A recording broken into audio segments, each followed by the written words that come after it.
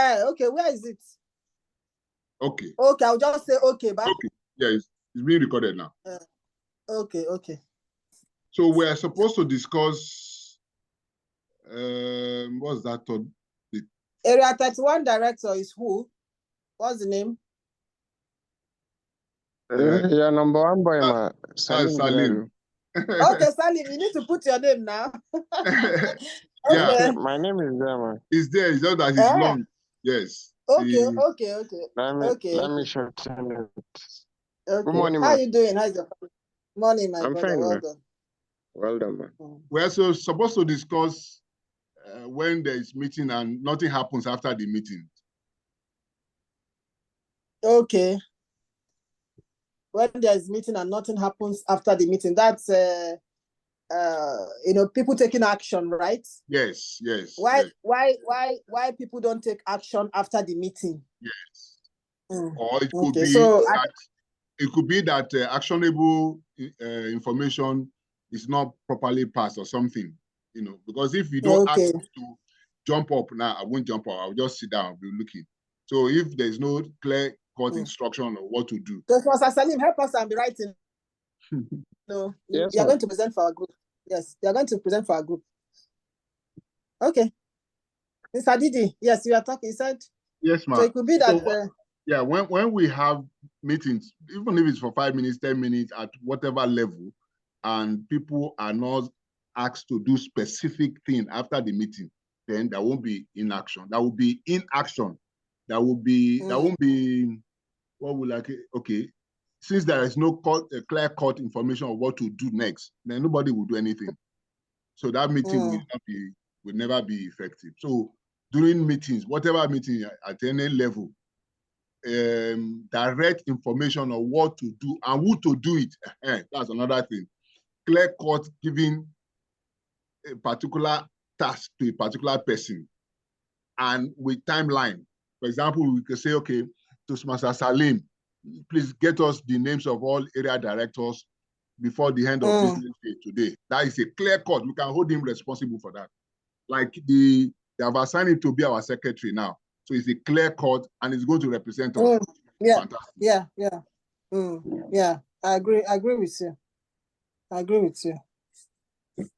Another thing is there are no consequences for inaction. I think that's another problem. When there is an instruction to be carried out after the meeting and people do not, do their own parts of the agreement. Yes. No, there's no consequences, no caution. No punitive measure. No punitive measures, maybe like a word of caution, an email of dissatisfaction or something. So, I mean, if there is no punitive measure, tomorrow again, we'll have the same meeting. It will still be the same thing. Nobody bothers to take action. I think, yes, you're right. But the fact is that we can't punish anybody. So we have to keep on persuading people to own the responsibility. You once said, owning your responsibility is very key. You have to own it. So if the members of that committee of the meeting own that responsibility, then things will go smoothly. If we can buy into it and say, okay, I'm part of this team, so I'm accepting this and I'm doing it, it means that owning it will make the team to grow. If you don't own it, then it doesn't really concern me. What are they going to do? This time, I can't flog me now. I will not be like this. Yes. So how do you make people to own up their responsibilities? Is it by motivating, inspiring them, or what? What do you think, Salim? I think it's about inspirational leadership, because like you said, you can't force people to take up their roles and responsibilities in our kind of setting. So you have to go the extra mile and inspire them by leading the way, showing the way. And perhaps from there on, pick up that inspiration and do what is expected of them. Fantastic. We lead by inspiration. Mm. I also believe that once you agree to be a part of a team, the onus lies on you to cooperate for the common good. Most times, at times, I may have a different opinion, but once I have idea that this is for the common good, I just step down my idea and then push for the goal of the team. So once you belong to a team, I believe people should just accept responsibilities and then do your own part, because we only know in part. So like you said, fantastic. We lead by influence or inspiring people. This guy, some people don't want to be inspired.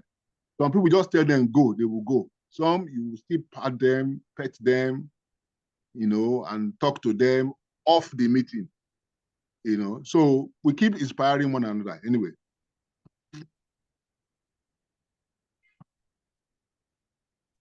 Yes, I agree with you. So it is by, first of all, understanding that leadership is about responsibility. Leadership is about keeping to our promises.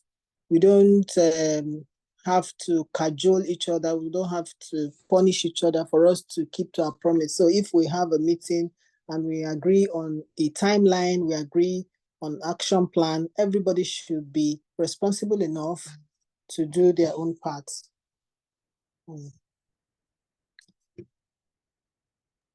You're right, man. Toastmaster Buhari, what do you think about the question? AD32. Okay. I think it's time for us to go back. Oh, time is up. Wow. Yeah, but I think we have some good points. We have some good points as well. The only thing is that we couldn't hear from our regional advisor, but no problem. Let's get back into the. We'll hear from him later today. Good morning. I was allowing everyone the opportunity to contribute. Yes, no problem. So we're going back to the room. The facilitator wants us back. Yeah. All right. Thank you.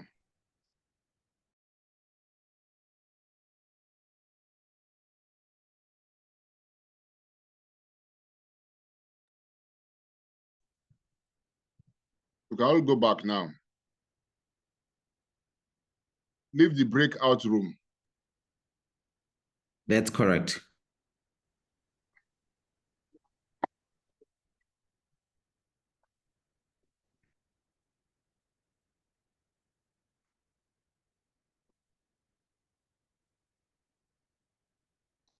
So let's, I think we still have 1 or 2 rooms.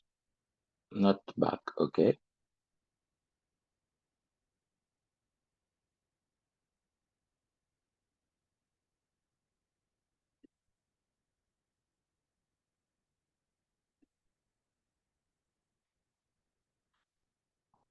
Everybody back?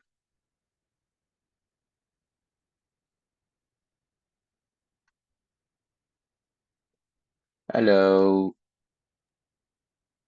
Looking at the numbers, DTM Patrick, I think people are slowly making their way. We're back at 13 participants on the call. Yes. And I think we're 20 odd. So I feel like there's some that are still in breakout rooms. There's some traffic on the way. The virtual highway is congested. Yeah. So much traffic. We will survive. Yes.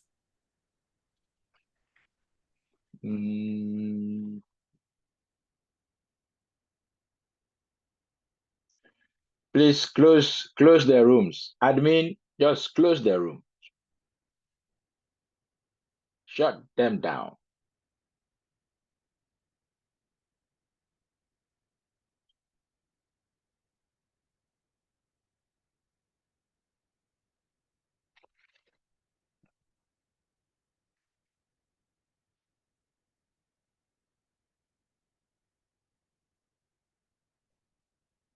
Okay, so let me see who is in the room. It'd be nice to see the faces actually. I mean, I've apart from the RA, all the other faces they've been hiding. I almost said you don't want to see my face. You want to see everyone's face except the apart from you, all the other faces they've been hiding. Okay.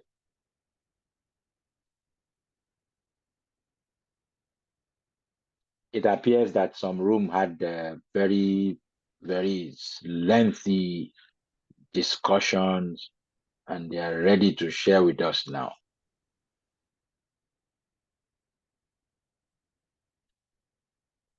Okay, so do we go to, let's start with room 1.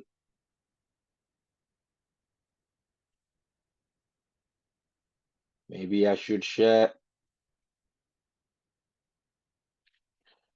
So room 1, anybody from room 1? Room 1, room 2, room 3, room 4, anyone, you are free to go. You know, we don't have the luxury of time. Yes. So what room is that? Any room? Who is I mean, room 1. Okay. Was Pastor Joseph supposed to be our representative, but he's muted. Okay. So you want to speak for the room? Okay, he's unmuted now. Let him go. Okay. Yes. I was in the room number 1. So the statement is people don't take meeting seriously. And for that, we found some ideas, some explanations about this. The first one is the lack of preparation, and the second one, the lack of the relevant purpose for the meeting, and the third one is the meeting is not interesting. Okay. So we got these 3 ideas to explain the fact that people don't take meetings seriously. Okay. So it's okay to say that your best practice, according to this, would be 1, to make sure that your meeting has a purpose. You know, when the purpose of something is not known, abuse is inevitable. And you can abuse time and abuse other people's time. As a matter of fact, I see time as life broken into pieces.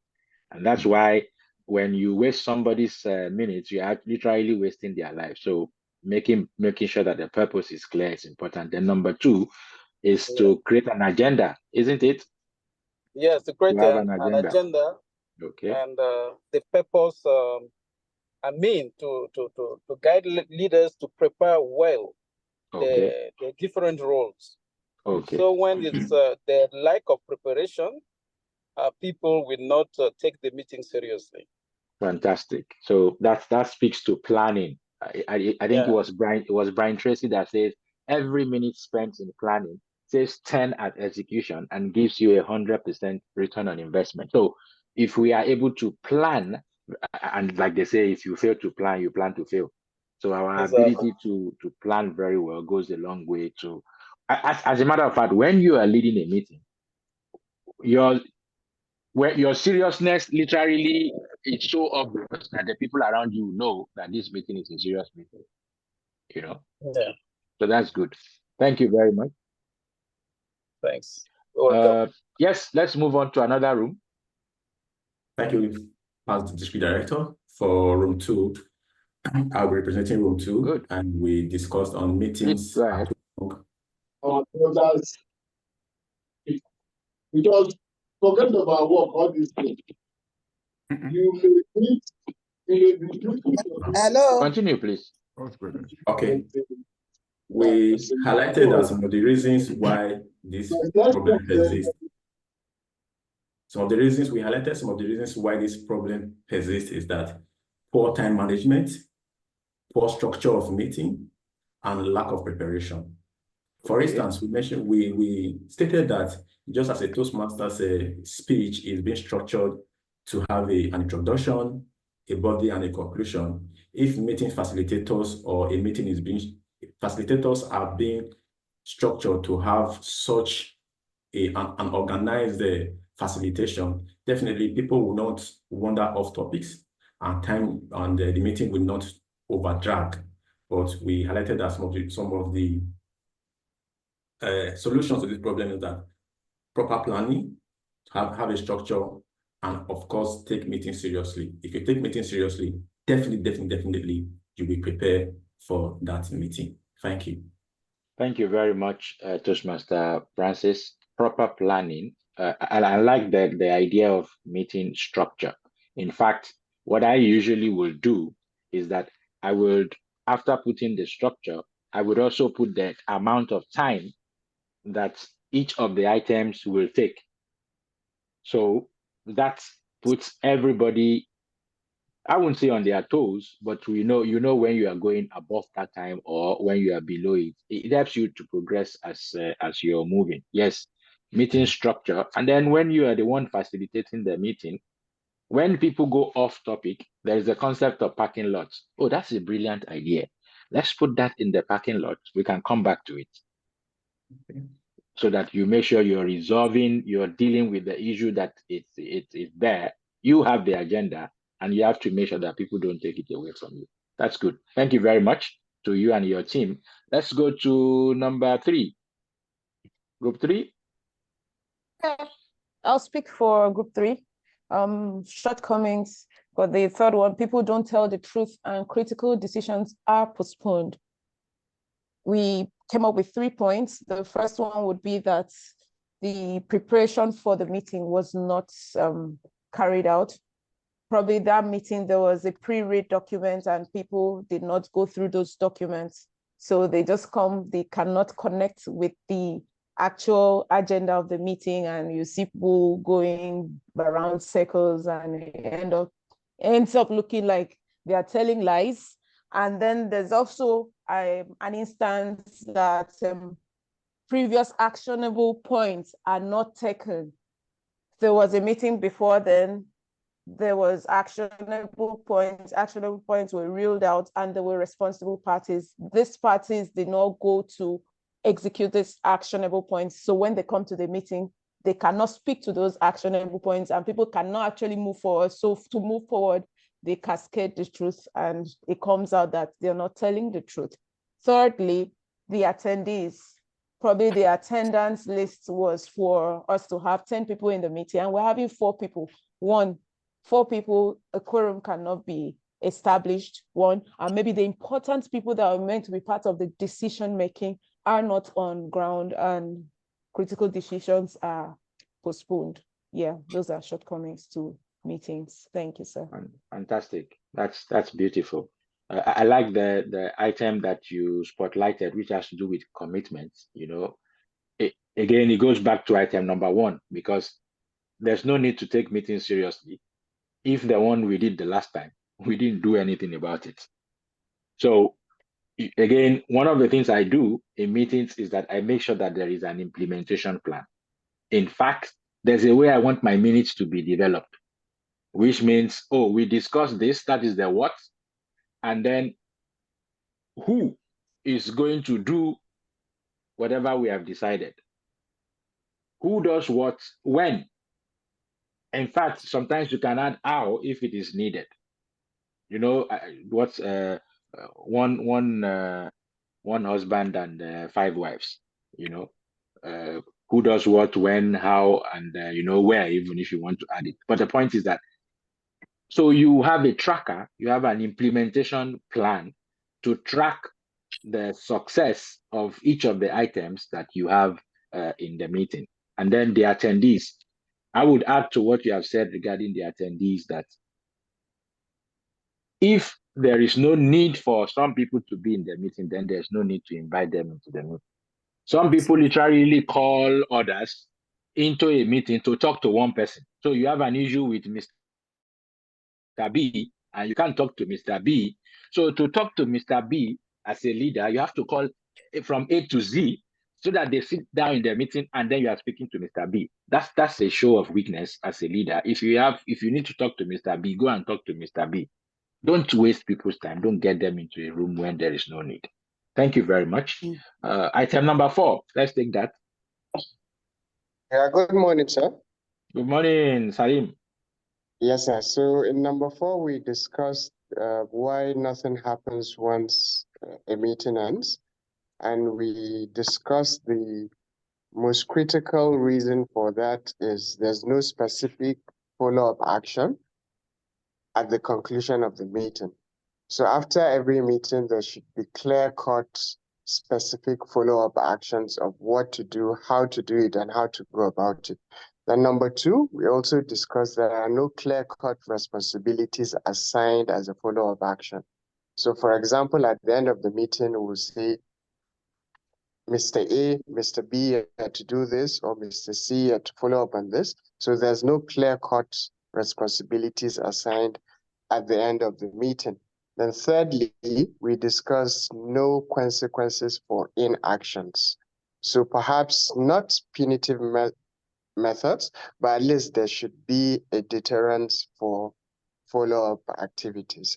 So to ameliorate that problems we discussed, said the team leads of each meeting should inspire people to see reason to follow up on their actions. So we should lead by example, lead by motivation, because leadership is a responsibility. If you bring it home to classes where you can't force people to take up their responsibilities, the onus is on us as leaders to lead by example and show the way. So we felt that's the most potent way of inspiring people to take up their responsibilities. Thank you. Thank you very much. I love the points. I like the way you put them together, and there's nothing to change about that. That's very beautiful. Thank you all. I had the feeling that we must have gathered some interesting strategy to most likely work with. Some of them we know them. Some of them we probably have to start using them again. So before I bring this session to a close and ask you to reflect more, I'll ask you to just drop in the chat room. What is that one thing that you're going to do differently? I mean, leaving this session effective. What is one thing that you're going to do differently? And while you're at that, I've got a quote to share with you. And it says, meetings should be like salt, a spice sprinkled carefully to enhance a dish, not poured recklessly over every forkful. Too much salt destroys the dish. Too much meeting destroys morale and morality. I would say if there is no need to meet, then there is no need to meet. Thank you very much. It's as much time we have, and I will be happy to read your takeaway from this session. Thank you very much. DTM, Mr. Rajaj. Oh, thank you so much. Thank you so much. Thank you so much. I truly appreciate this session. For me personally, I have refreshed my my learning when it comes to meeting, because most of us in this room are leaders, whether in our homes, in our offices, in our businesses, and most times we have these meetings, whether it's short meeting, long meeting, and we don't pay attention to some of the learnings that we had today.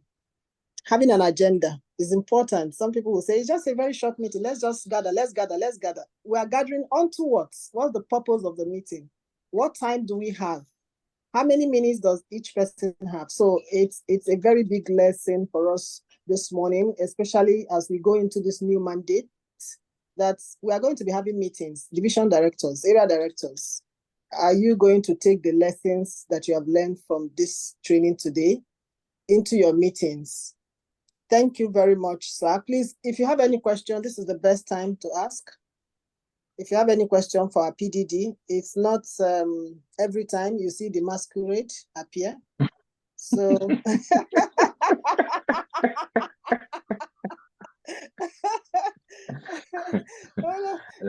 my place, the masquerade here is the RA.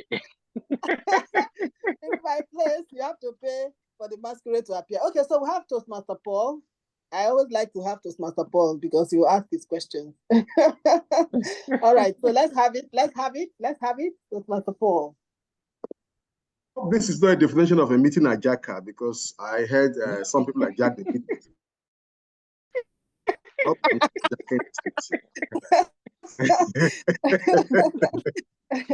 Thank you, sir. It was quite insightful, but I was just thinking two questions. One, people not telling the truth. Is it more common in Toastmaster setting, or is it all meetings that the truth must be told, depending on the type of meeting? Because I know that there are meetings at different strata. There are certain things that leaders will know that ADs don't know because that is their prerogative.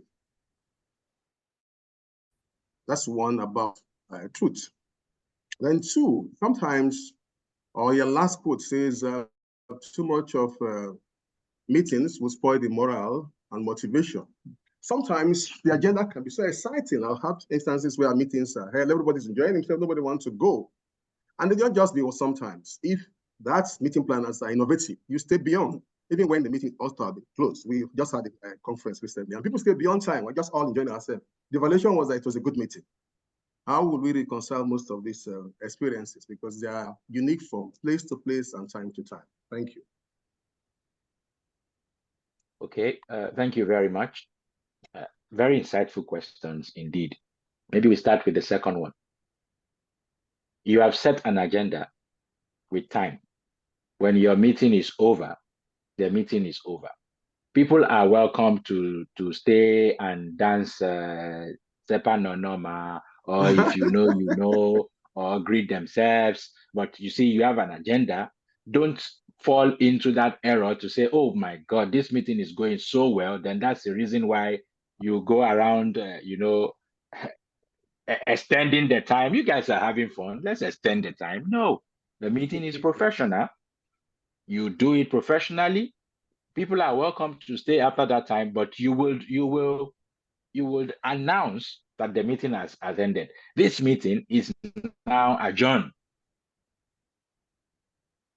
That's really very, very key. But whatever you do after that, that's welcome. The second question about telling the truth. Sincerely, I will say to you that a lot depends on the chemistry of the group. So I go back to what was mentioned by PDD Ayeshimoju earlier on when he said the attitude of the group, of the team that is meeting. I would even say the trust level, the trust reservoir. If the trust level in the team is strong enough, if it is a team that has weathered the storm together very well, they are comfortable with sharing the truth with one another, then they can share the truth. I've had a meeting where I had to literally call someone out to say, hey, this is what you're supposed to be doing and you are not doing it. Of course, you can say that constructively, but the point is that the truth is supposed to be said. So saying the truth in the right way it's a responsibility that the leader has to model so that others can follow very well. But sincerely, what is the value of having a group when you can't speak the truth to one another? It just shows that the chemistry in the team is not right in the first place. And I remember saying that when I was a district director to a team of area directors, that I am not the district director to make friends. No, that's not the reason why I'm district director. As the district director, I'm the father of the district so that the district can go in the right direction. So I uphold the values of the district. Now, you may not like it. Maybe you will like me after 1 year. But if you still don't like me after 1 year, it's okay. But that year, that's my responsibility. So again, it speaks to the chemistry of the group. I hope that helps. Yeah. All right. Thank you so much, sir. Thank you, Oluyide. He's always ready, always willing. Anytime I call him, and anytime the district in general calls him for anything, he's always willing and ready to come on board even at a very short notice. We really, truly appreciate you, sir, for your continuous service to the district. All right, so we'll be moving on to the second trainer for this morning. I said that we have these big masquerades in the room. Yes, it's a privilege for us to have a second trainer. He is the head of learning and development of one of the big 4 banks in Johannesburg, South Africa. He's an avid Toastmaster and dedicated to ongoing personal growth. He's passionate about technology and people. Toastmasters was the catalyst to his explosive career growth. He loves imparting knowledge and is thrilled to be part of this training this morning.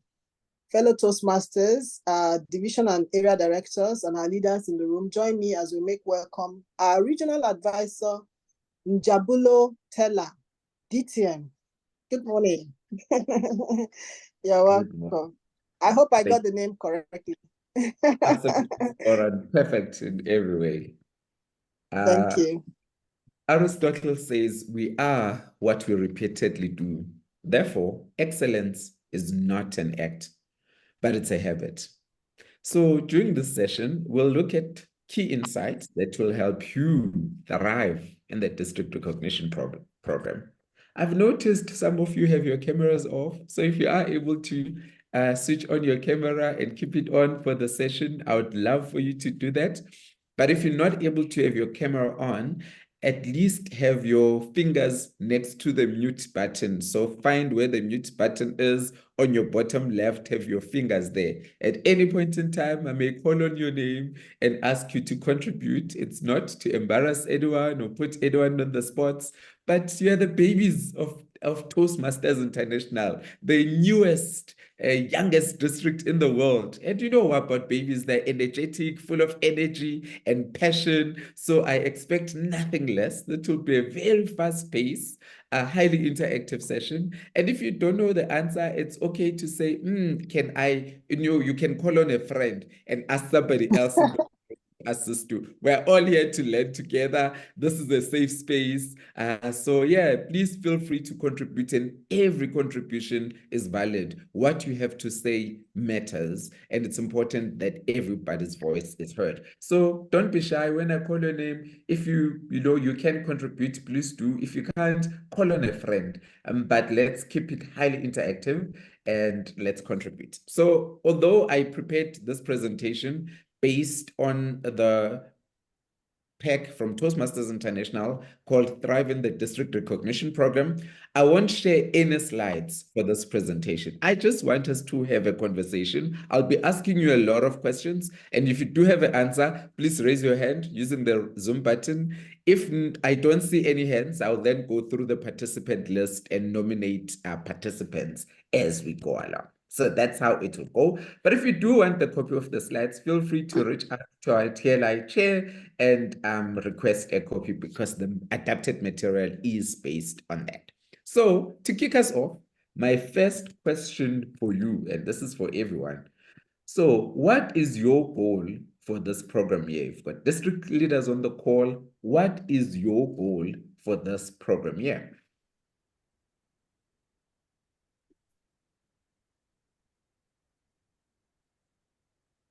All right, I don't see any hands. As I said, I will just go around in the participant list if I don't see hands, and ask for input from the various leaders. So let us see who can kick us off. I think I will start with Division J Director Al-Hassan. Are you still on the call? Please tell us, what would you like to achieve this current mandate?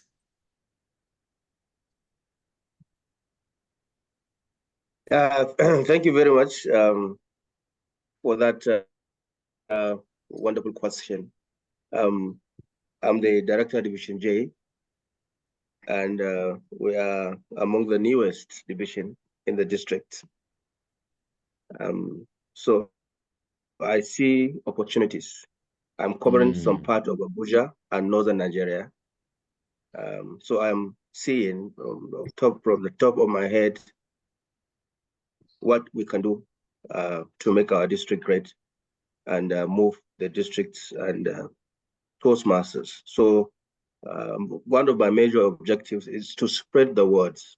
We have quite many cities in the northern Nigeria where Toastmasters is never established. So I want to spread the words to other states where we don't have Toastmasters and ultimately establish another division by creating more clubs. So that, I think, is one of my top priority as a division director. Thank you very much. Yo, what a way to kick us off in terms of the goals. And that's what I like about this district. You set the bar very high, and it's just absolutely amazing. When other division directors want to start one club, you don't just want to start a club. You want to start not just an area, but an entire new division. And that's a level, you know, that of excitement. So I absolutely love it. And as a leader, we need to be visionaries. We need to see opportunities and seize the moment. And that's the kind of leadership that we need in this world. Because AD9, Paul, you asked questions the last time. I'll also come to you and maybe ask you to contribute and say what you like to achieve this mandate.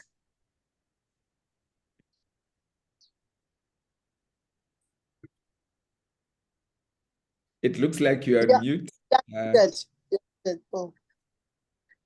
Our able regional advisor, it's nice meeting you once again. Thank In you. Nigeria, our Christians are very tough. They say you allow you to call a friend or you ask the host. Well, I won't be doing that. I will just go straight so that we don't spend much time. My goal is to see that I fulfill the mandate of my area, which is to create one more club and to see that there is a lot of harmony and growth amongst the clubs in my area. Thank you very much. I love it. Growth, harmony. So absolutely spot on. Let's hear from the ladies. Area 33, Zinab, can I hear from you? What is your goal for this mandate?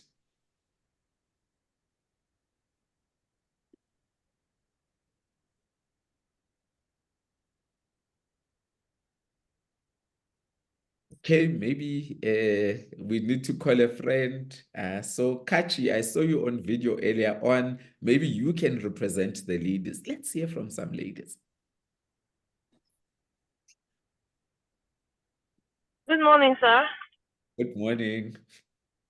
Okay, so my objective as an area director, as my colleague said, is to strengthen the existing clubs in my area and support the district to create new clubs. We have a target for my area of at least one, but two is better within this mandate, and of course to ensure there is harmony amongst the clubs in the area. Thank you. Thank you so much. So I think the theme here is growth. You are seeing opportunities in District 130 and you want to grow Toastmasters. But also, it's important to have quality clubs. So ensuring that there is quality amongst our clubs and there's harmony as well. So those are some of the, you know, sort of themes that are coming through. So thank you for that. And I think that is important. And this one I want to nominate. So if anyone wants to share, I will ask you to share. But if nobody is willing to share, we'll leave it at that because it's so personal. But the next question for me is, what has Toastmasters done for you? In my introduction, you heard how I, as you know, attribute to my career growth to Toastmasters. So I'd like to just maybe have one or two people that want to share what has Toastmasters done for them, personally, professionally. What have you benefited from this amazing program?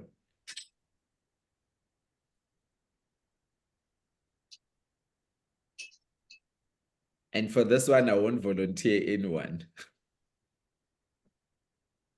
Good morning, sir. I'd like to go.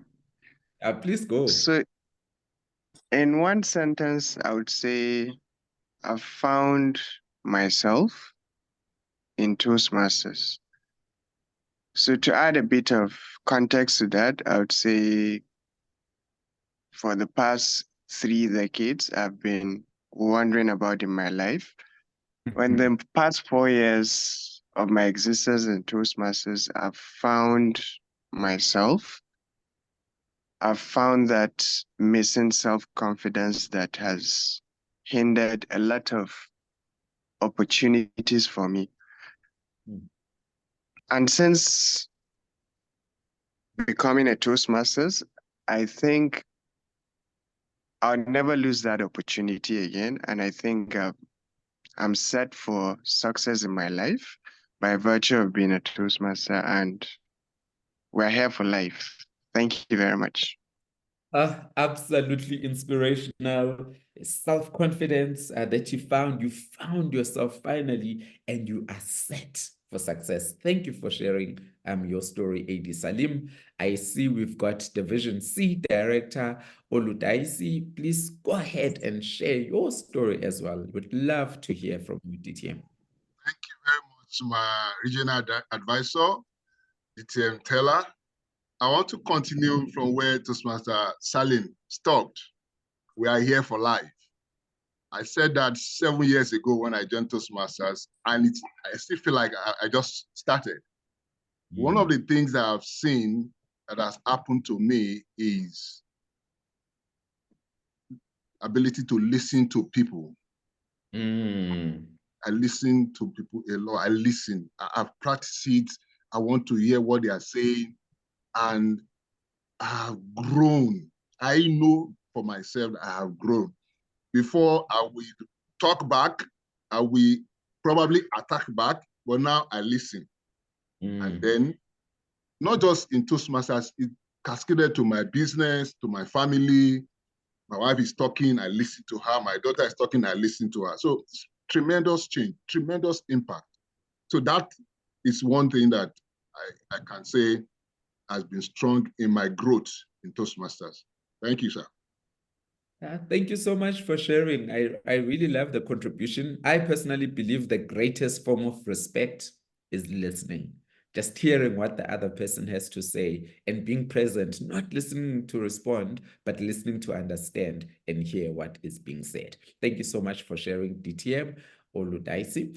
The final person I would like to contribute is TM Folu AD17. Let us hear your story.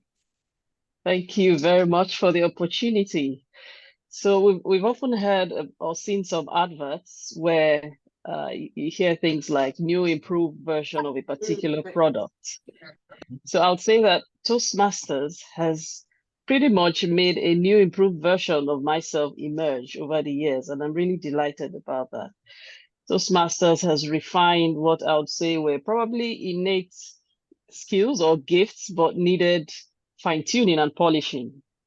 Toastmasters has also been a door opener for me, because from all the learnings and the things that I garner from fellow Toastmasters and the organization as a whole, I've been able to use them in other fora, at work, in my professional organizations, and even at home. So I find ways to even domesticate the things that I learned from Toastmasters in my house with my kids and so many others. And I find that because I have found ways to, step by step, grow incrementally, I find that more opportunities are opening for me in my workplace when they want to do certain things. If they need someone to facilitate sessions and so on, they would normally mention, oh, talk to her. She'll do a good job. So Toastmasters has been many things for me in many ways, and I am really glad and grateful for the opportunity. It's back to you here. All right, sorry. Thank you so much. I love it. The new version, the new improved version of yourself, fine-tuning those skills that you had and seeing doors open. And that's what Toastmasters can do. So we started by understanding what our goal as leaders is. We now are unpacking what Toastmasters can do for the member. Now, obviously, members belong to clubs. So the next question for me is, what makes a quality club? So if you've got these members that want to grow, that want to be the new improved versions of themselves, that want to gain confidence, that want to see doors open, clearly they have to belong to quality clubs. So what makes a quality club?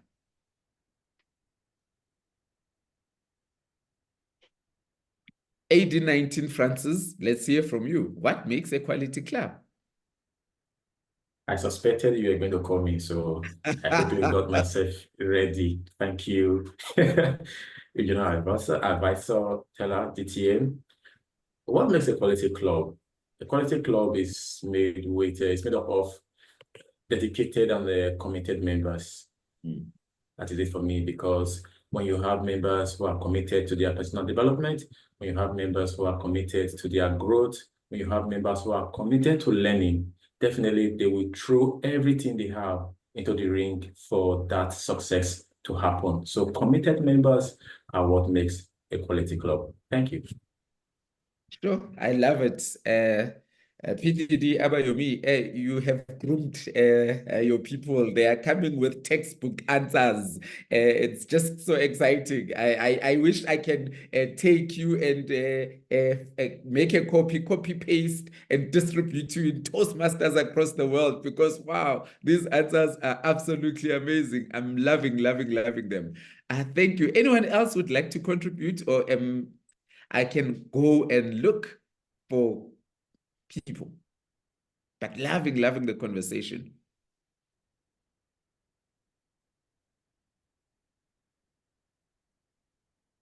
Right, I'll go with AD32. Buhari, can we hear from you? What makes a quality club according to you?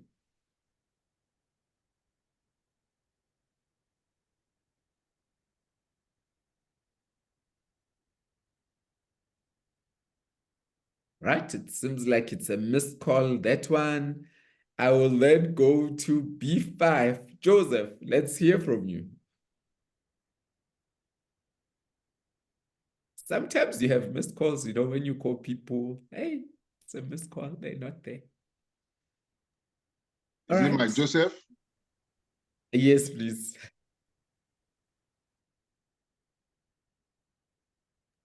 We have two Joseph on this call. Oh, please go ahead. Both of them can even go ahead. And I specifically had said B5, but I would love to hear from both now that you have two Josephs on the call. So you can share the stage, seeing that you already share a name. Okay, thank you very much, DTM. Yeah, one of the ways to have quality clubs is for members or clubs to keep to time. Time management is key. When we say we're starting our meeting for 5:30 p.m. and we're closing 7:30 p.m., 2 hours, then we should stick to it.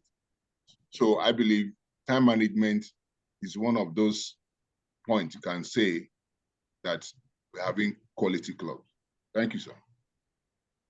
Thank you so much, Division Director. Let's now hear from ADB5, the other Joseph in the room.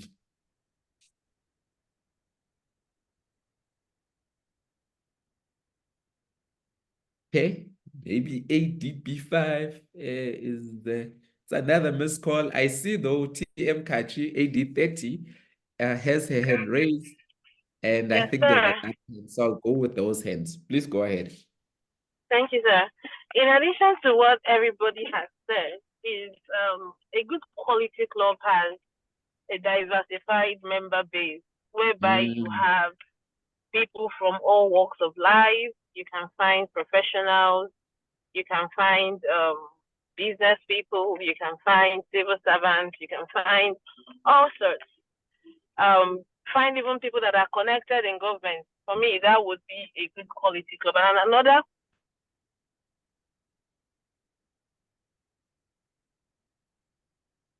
you're coming with such attributes is where there is still involved, where they are still hands-on, and they are there to support the new crop of leaders that are leading a club.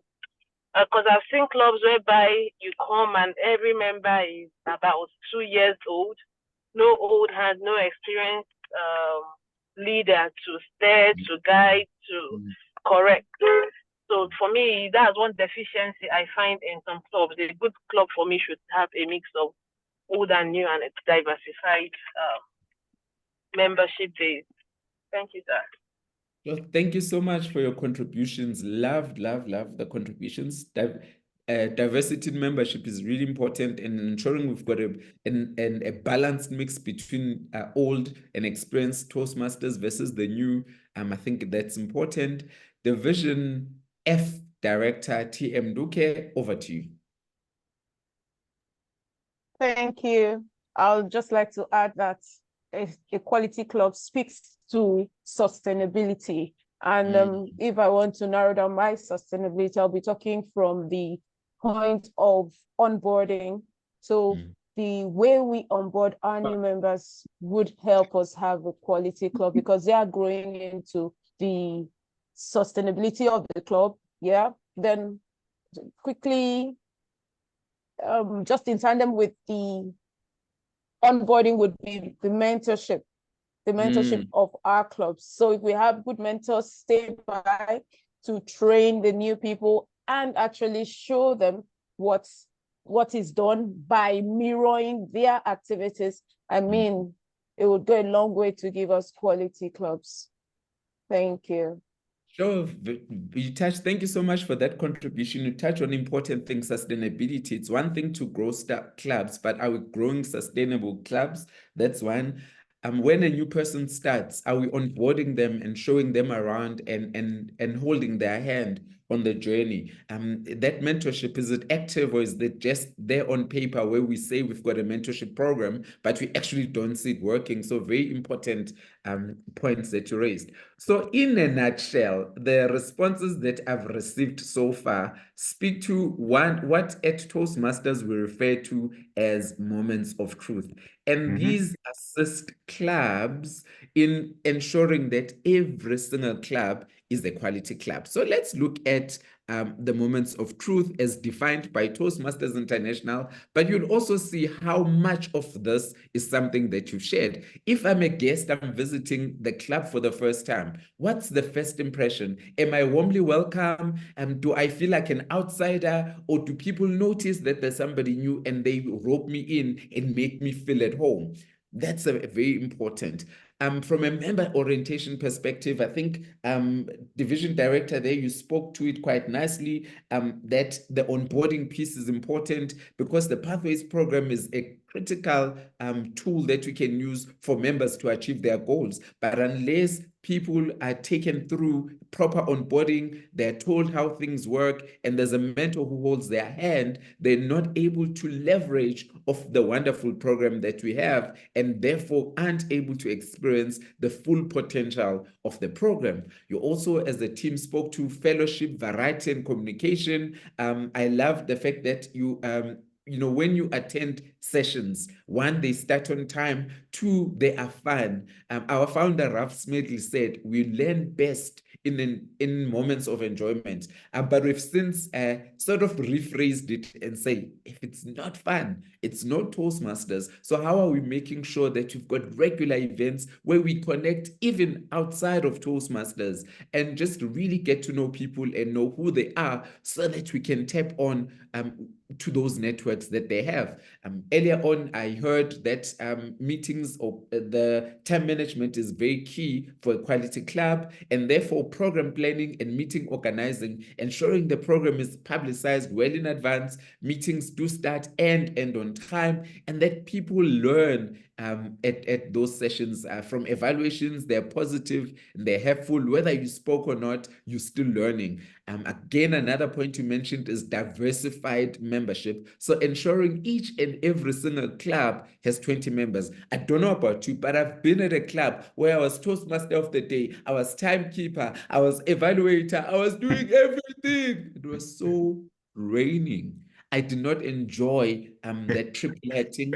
And this is why we want 20 members at sessions, because then each person only has one role and you have different voices bringing different strengths to the various roles. And therefore, membership strength is a key pillar of a quality club. When members achieve, we want to recognize them, because you know what they say, what gets recognized gets repeated. And this is important.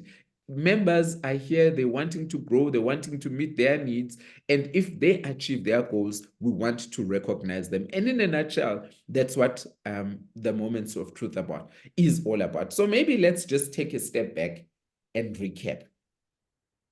At the center of the Toastmasters program is a member. We know that this program transforms lives. This program, the Toastmasters program, allows people to find their voice.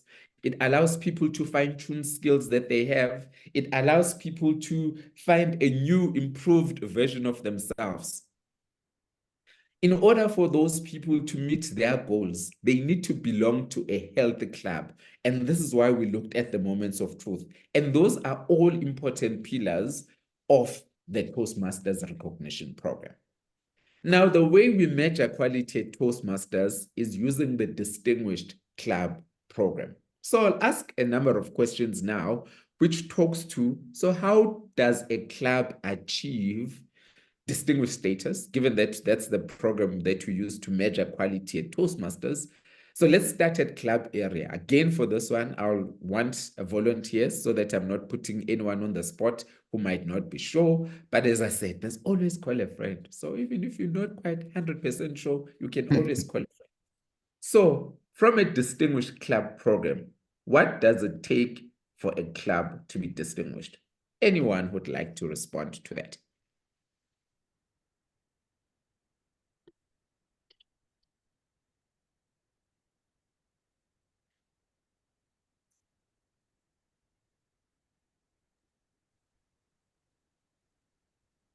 All right, let me go to AD21 Charlie. Maybe you've got an idea, and if not, you can call on a friend to support you.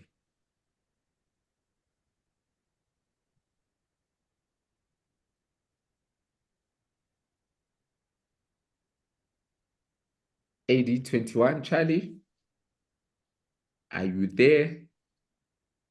Do you roger that? All right, it looks like Division F Director is the friend that you have called on, who's ready to step in and support. Division Director Duke, please go ahead. F for friend. Okay, thank you. Yes, F for friend, I love that. Lovely. Okay, when we talk about the distinguished status, the first thing we would want to look out to achieve that is our membership strength. So if we all go to our club dashboards and you would see your membership base, the exact number of members expected of your club to hold at a time. So like my home club is 20. So my club is expected to be distinguished when we achieve 20 members at the base. That is just about distinguished, okay? When we now talk about the DCP goals, we have where you attain 5 of your DCP goals and you are just a distinguished club or distinguished area or division. Where you attain 7, you are select distinguished. And when you achieve 9 or at the most perfect 10, you are president distinguished. Thank you so much for giving that more answer. I pulled on a club, and it's the only reason is for just the benefit of learning.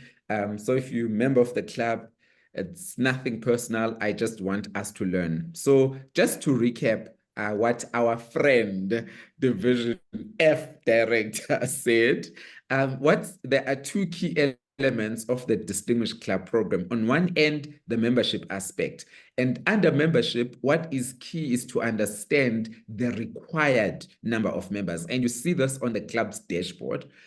Obviously, right now, we still have the new dashboard. It shows that these reports are for the program year, July 1, 2023 to June 30, 2024, and are not yet final. If you look, District 130, the new baby is not on the dashboard yet, but somewhere towards the end of July, once the old program year has been finalized and the new districts are created, you will see this.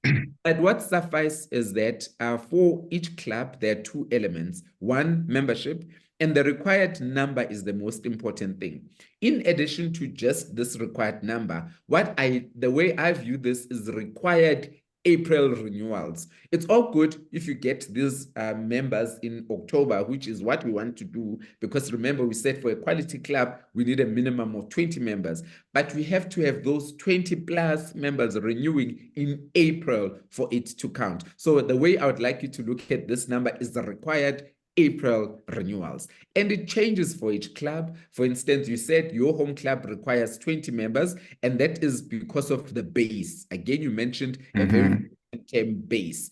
Base is the number of members the club ends with on June 30, the previous program year. So once these figures are finalized, whatever number you had at year end, that becomes the base for the following program year. Now, two things can happen. You either need a net growth of 3 members. So in this case, the base was 8 and the net growth is 3, and therefore the total is 11. Or if you had a base of 20, net growth would mean 23. However, it says required is 20 members or a net growth of 3, so whichever one is less. So that's very important. So that's the one aspect. The second aspect of this equation are the goals aspect. So you aptly said distinguished 5 goals, select 7 goals, and precedence distinguished 9 goals. And I would like you to look at this because for me, this is important. Remember, we are here at Toastmasters to find our self-confidence, to find our voice, to fine-tune the skills that we have. And if we are doing that, we then achieve these educational goals because we're all onboarded on pathways and we are able to then be recognized as we achieve. But also, if we are doing well, naturally, our friends, our families, our colleagues, people in our community will also want in this amazing secret, and they'll also join. And so we'll get those 82 members. Each, like how we as district leaders are being trained today, club officers also need to be empowered twice a year. And then we have to renew dues twice a year. And once a year, we have to then submit. So from a club perspective, this is what they require to be distinguished. And then I'll move on to the division and area. So here, if you go to the Distinguished Club Handbook, I don't know how many pages it has. It has lots of percentages, 3%, 5%, 8%. I can never keep track of the percentages. So what I do, I just go to the dashboard and understand what is required on my end. So the way I will use division. Maybe let's start with division D because it's a good example. Well, it's nice for illustrative purposes. So from a division or distinguished division perspective, there are 2 things similar to the club. You look at the number of paid clubs, you look at the number of distinguished clubs. We can see that for division D, the base was 14. Currently, the division has 12 paid clubs. And in order to be distinguished, the division requires 14. So this number from a paid club perspective shows how many clubs you need. 1 to be distinguished, 2 to be select distinguished, and 3 to be precedence distinguished. I love what I heard earlier about people wanting to start 1 new club, 2 new clubs, an entire new division. Absolutely love the motivation. So that's the one part, the paid club, and the number will always appear on the dashboard for your specific division. Then from a district perspective, distinguished club perspective, you can see currently the number is 7. This division needed 6 distinguished clubs. They achieved 7, to be select distinguished 7, and to be precedence distinguished 7. So can I just get, because I'm sharing my screen, I want to see hands. What does this division still need to do to be select distinguished?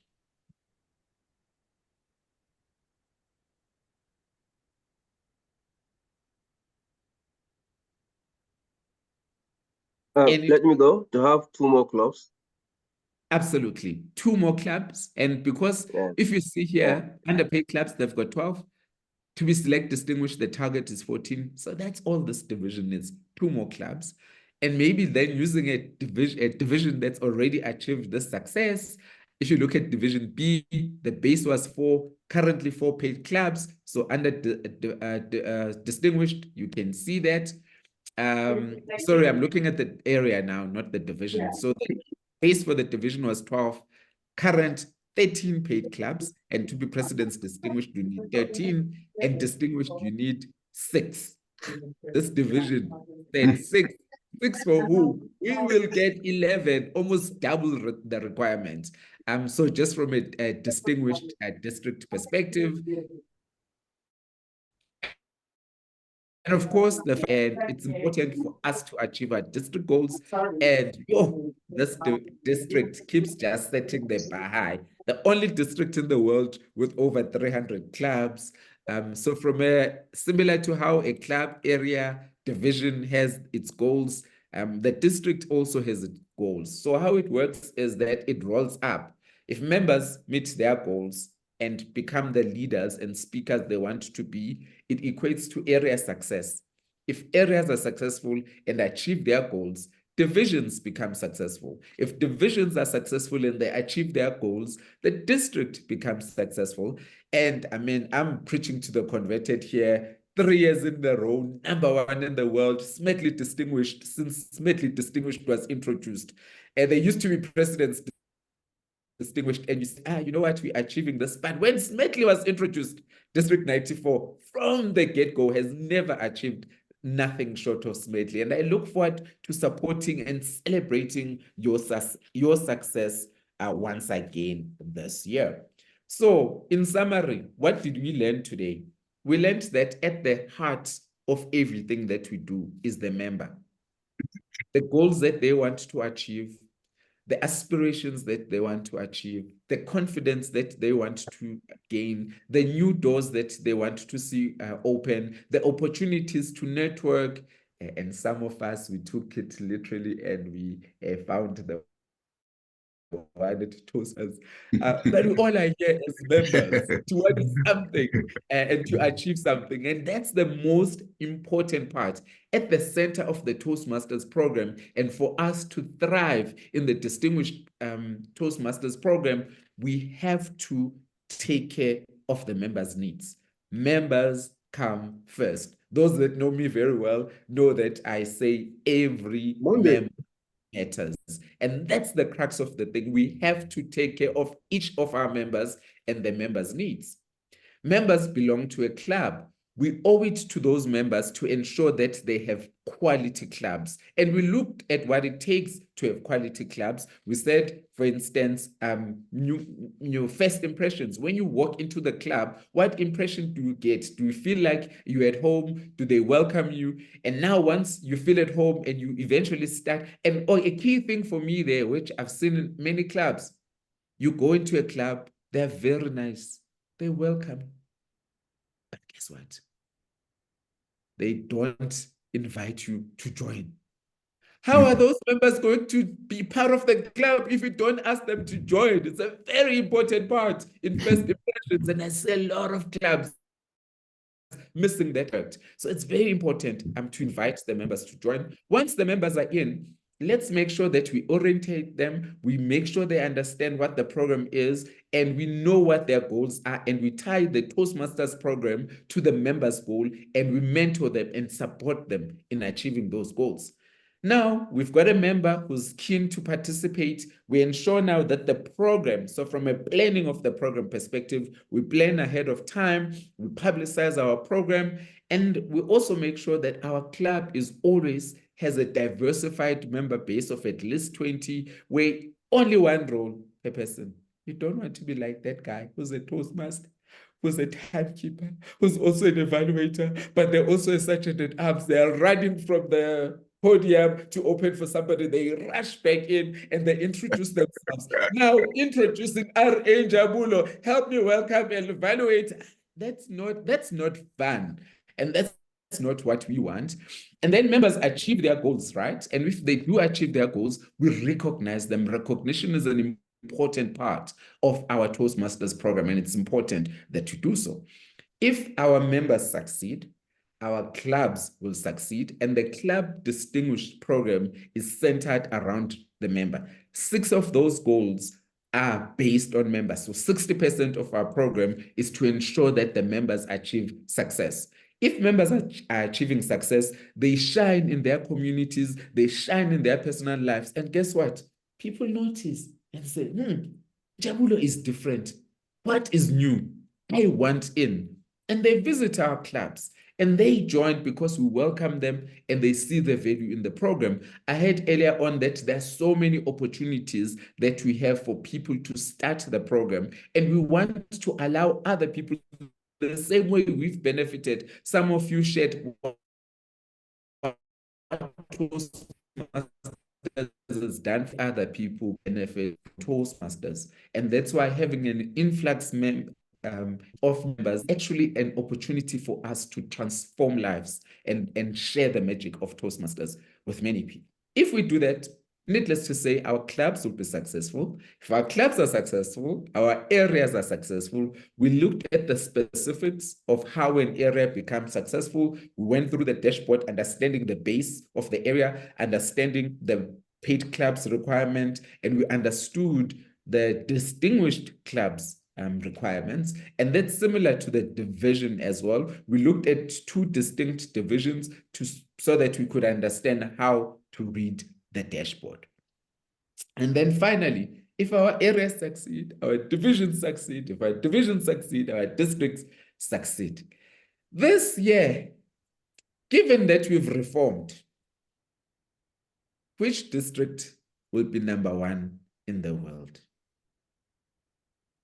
I will see. I don't know yet. I don't know yet. We will see. But I've had declarations. I've had different districts say new things. The new kid on the block says, we are the youngest. We want to be one. Let me tell you, District 94 is also not sitting back. They say, this is our legacy. We want to do it. For me, I'm just sitting here. Just remember, I'm a very impartial person. I support both 94 and 130 equally. I'll be cheerleading for whoever gets there, but I really want us to keep it in within Region 11. We've consistently been the best region in the world. And then for me, to conclude, you shared at the beginning what some of your personal aspirations as a district leader are. I wish you all the best as you look for those. And I leave you with the words I started with from Aristotle, right? And I just want to make sure I get it right. We are what we repeatedly do. Therefore, excellence is not an act, it's a habit. One more time. We are what we repeatedly do. Therefore, excellence is not an act, but a habit. Back to you, Madam Chair. Wow. Bravo. Wow. Awesome. Wow. What a fairy session. You will agree with me that, in fact, I didn't want it to end. I was still, I was still waiting for more. More fire. So much. Yes, you came with fire all the way from Johannesburg. It's a fairy. Thank you so much. We learned a lot. I personally learned a lot. I love the practical way that you took us through this session by asking us those key questions. Very practical. What are your goals for this mandate? Because the mandate has started. Before you know it, the year is over. So if we don't know where we are going, then the journey becomes too long. So I like that you started off with those questions. What is your goal? Your goal will determine your actions. Thank you very much. You asked us what does a quality club mean? I mean, in practical terms, we should know at this level so that we should be able to talk to our club leaders that this is what a quality club should look like. Thank you so much. Very practical. You showed us the dashboard. I can tell you for free that at one point in my Toastmasters journey, I didn't understand how to read the dashboard. But when I understood it, it helped in the way I led my club, my area, and my division when I did. So it's very timely.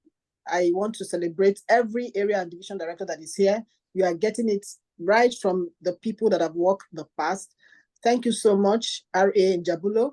And I also want to say thank you because I just sent you a message and you said, with all pleasure, I will be there. It shows leadership, it shows service, and we truly do not take this for granted. Please, if you have any question, do you have any question? Do Do you have any question for him, please? He's here to answer. At least we can take 2 questions before we move to the next facilitator. Thriving in the district recognition program. You want to be number 1? You want to be the best? Are there questions? Are there things that it's confusing to you? You want to ask? I can see that we're good with we're good with the presentation. Toastmaster Paul, you don't have a question? I'm surprised. Okay. Set me up. Yeah, set me up. My question is, no, I don't have a question. My question is that we are good. If that sounds like a question. Thank you once again, sir. I see in the chat box, everybody's saying he has done just, but we're still trying to sink in everything that you've just shared with us this morning. Yes. Okay. Say we're good, we're good, we're good, we're good. So we're going to thrive in this particular mandate. I want to give us 2 minutes, 2 minutes to stretch, 2 minutes to take water, 2 minutes to greet somebody in the room. If you have not, I think today is my first time of seeing our RA. So maybe we are going to network for 2 minutes. So please, this is the time, 2 minutes before we move to the next masquerade in the room. All right, so I'm checking. By 10:50, we will move to the next session. So RA in Jabulo, this is my own networking session. Are you in Johannesburg, or which part of South Africa are you in? So yes, I'm based in Johannesburg, the very cold Johannesburg. Our winter is extremely cold, so I've got a heater underneath. I've got I've got a gown to keep you warm. So it might look good up here, but down here I'm doing the best that I can. You look like you came prepared. You came prepared. Yes, I did not give this a chance so that I keep the smile and remain happy. So yes, I'm based in Johannesburg. I actually don't stay too far from OR Tambo Airport. So I'm like 5 minutes away from beautiful. Oh, wow. So if you ever find yourself in Johannesburg, I'd love to connect with you. So yeah, please get my contact details from the leadership. Okay. This is all about networking, and I'd love to network who comes this part of the. It is. Thank you. Thank you. We truly appreciate it. All right. Our DD. Our DD. Is the sleep off from your eyes now? The voice sounds like he's awake now. The sleep has to go off. You know, when I was setting my schedule, I did not actually plan that it was going to be GMT. I thought it was Nigerian time already. Okay. So I just thought to wake up earlier to actually plan. And then I saw that it was actually time for the meeting. So I rushed in to just see if anything has started. A lot of times we just have to multitask and do things at the same time. Yes, yes. That shows leadership. It's a sacrifice. Thank you so much. I think our 2 minutes is up. I like the way this training is going. I like the way this Okay, our time is up. Toastmaster Paul, is it DD Joseph? Joseph?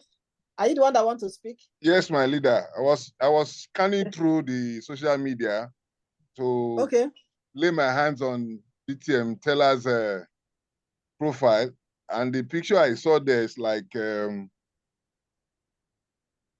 it's not looking like the person I'm seeing here.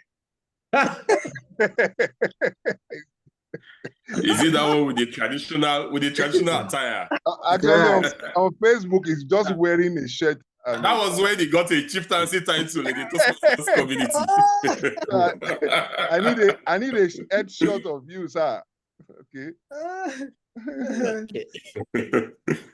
I think. Well, I hope. You are right, sir.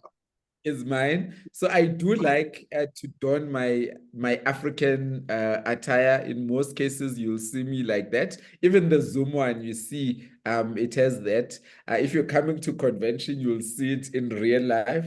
But I'm proudly African, and I do like showcasing that. So yeah, but so I'm really it's something that in most cases that's what I wear. But today I was like, let me rock my red. I'm actually wearing a Toastmasters shirt as well. So I thought it would go well with that. Okay, so Jitemolu, are you okay now? He's the same person. All right. So I said I love the way this training has been going so far. We started with having effective meetings because we know that one of the things that will be happening in the divisions, the areas now, they are going to have meetings. They are first meetings to bond, to know themselves, to chart the course, to know what is happening. So that's okay. So now we have learned how to conduct effective meetings. And we moved over to how do we thrive? Because in your meetings, these are part of the discussions that will be happening. How are we going to thrive in this district program, in this mandate? So it's coming on well. Now, of course, you know that in trying to achieve that goal of thriving in the district, conflicts might arise. Whenever you have two or more people trying to come up with an idea, sometimes conflicts will arise. And that is why we'll be going into the next session, which is managing conflicts. Our guest today, our guest trainer, it's not a guest, it's not a guest, it's our legend. He's a past district director, District 94, under whose leadership the district got the first Smedley Distinguished Award. In his Toastmasters career, he has been chair of the district leadership committee twice and was also chair of the District 94 Reformation Committee, resulting in the birth of District 130 and the new District 94. Professionally, Aisimoju is a neurologist, a homeopathic healthcare, and a brain optimizer and coach, and has provided training and coaching to individuals and organizations, including the World Bank in Washington.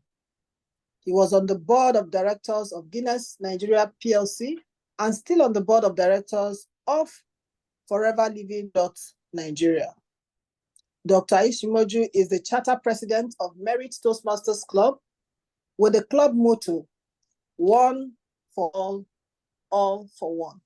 Driving motto is, the main thing is to keep the main thing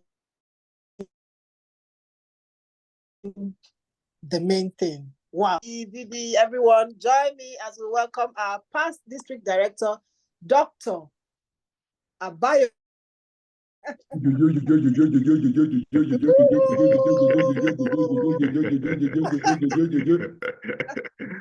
Wow. If I see you physically, we're supposed to spray money. We're supposed to spray money. Well, you're welcome, thank sir. you very much for the inspiring introduction, the chair of the training committee. My respectful acknowledgement of our new district director, our regional advisor, Delva DTM, whose first name, Njabulu, I learned means happiness. Am I correct? Is it there? Absolutely spot on, DTM. Wonderful, wonderful. I greet all our past district directors, all leaders of the district, present and past, as well as all those who are taking part in this meeting. I'd like to be able to share my slides if I could. Do I have the hosting right for that?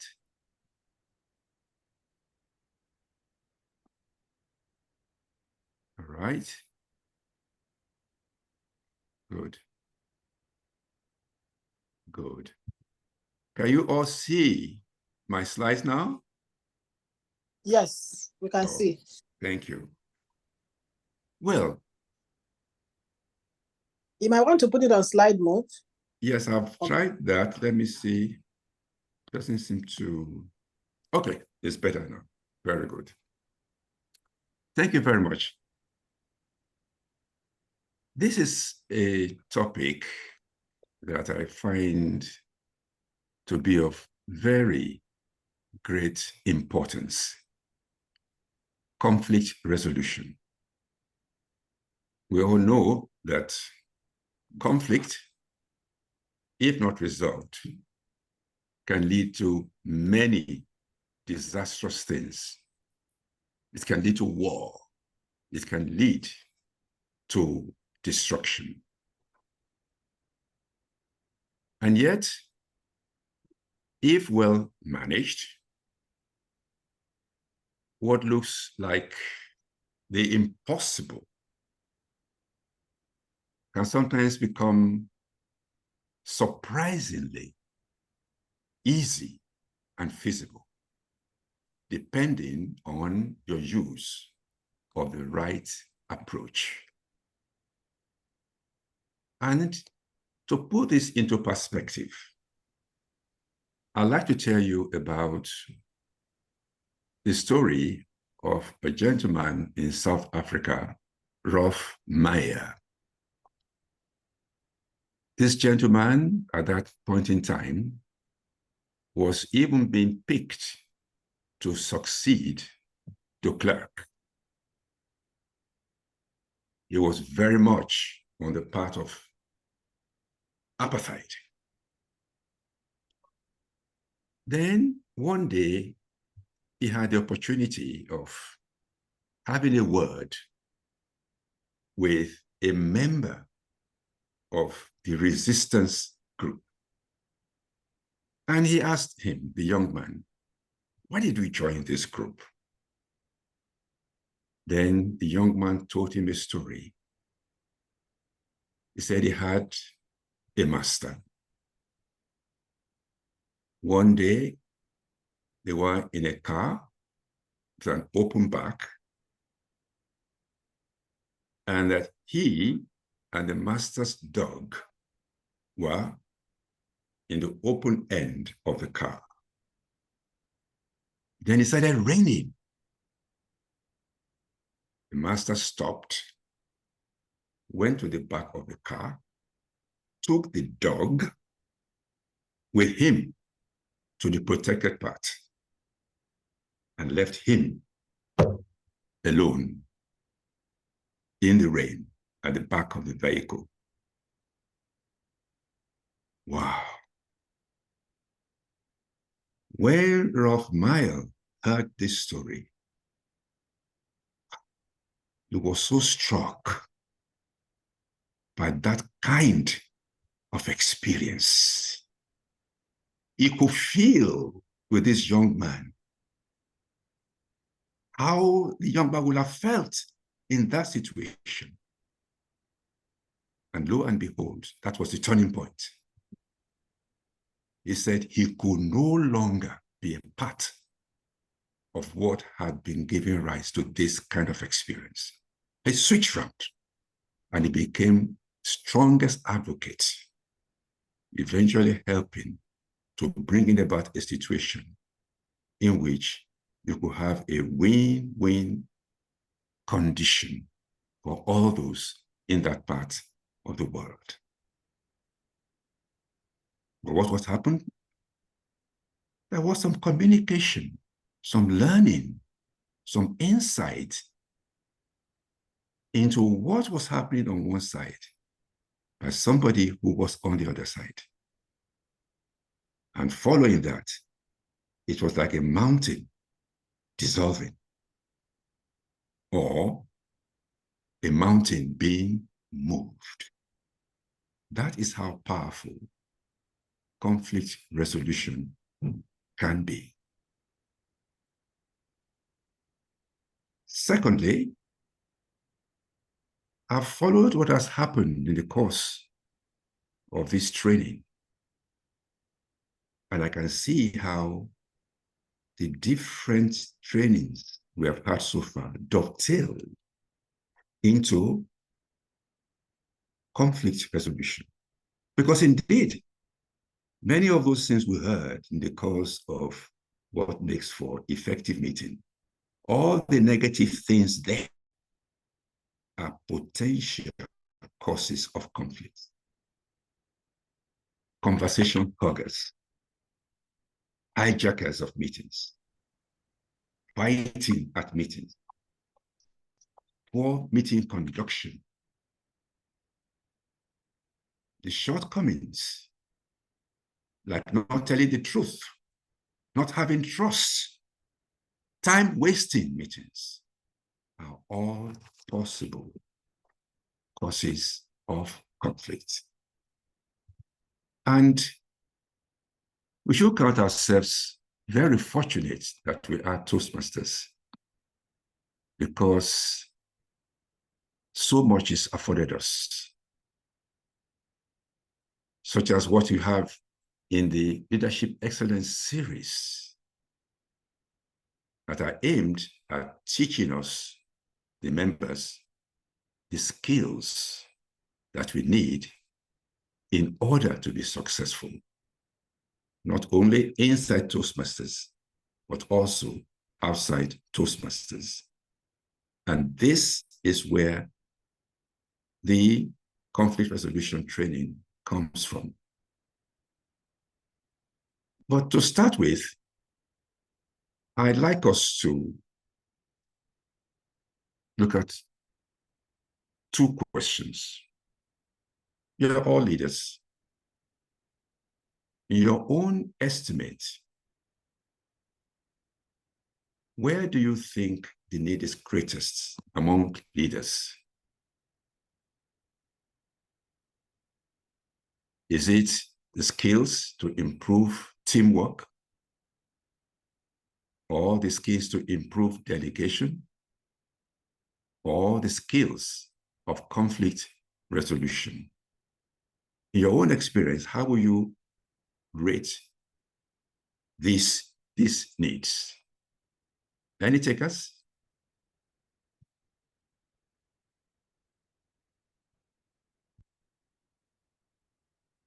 Let me see. Am I seeing any hands up? Would anybody want to just tell us what he or she thinks? Just speak. There's no hand yet. No hand. All right. Yes. Okay. So the question again. The question is, CEOs, great leaders, they have needs to be able to perform their work. And I've stated three needs: improvement of teamwork, delegation, conflict resolution. How would you rate these needs in terms of the greatest, second, and the third? Any ideas? Okay, but it doesn't matter. We soon come to know it. Then, do you have an idea of the percentage of time each workday is consumed simply by interpersonal conflict? Any idea? 1%, 2%, 3%, 40%, 50%? Any idea? Sometimes 10%. Good. Any other thoughts? Maybe 30%. Well, good. Well, now let's see what research has come up with respect to these questions. There was this Stanford Business School finding of 2015 that said that indeed the number one need for which CEOs engage executive coaching is to do with conflict resolution. Number one need. Wow. Yes. And another study, 2000, you won't believe it, 25 to 50% of the time that we say we are working in the course of the day is sometimes consumed by interpersonal conflict. This is just putting into perspective the importance of the subject we are dealing with today. And so overall, we'll be looking at definitions, types of conflict, methods of conflict resolution, the specific method of collaboration in conflict resolution, and the role of brainstorming in that approach. And I don't think there'll be anybody here who has not experienced conflict, maybe even specifically in his or her Toastmasters experience or career. Is there anybody who would like to share with us something fresh in the mind by way of conflict experienced? And how was it solved, or how was it not solved? It would be nice to have one or two people share their experiences with us. Any volunteers?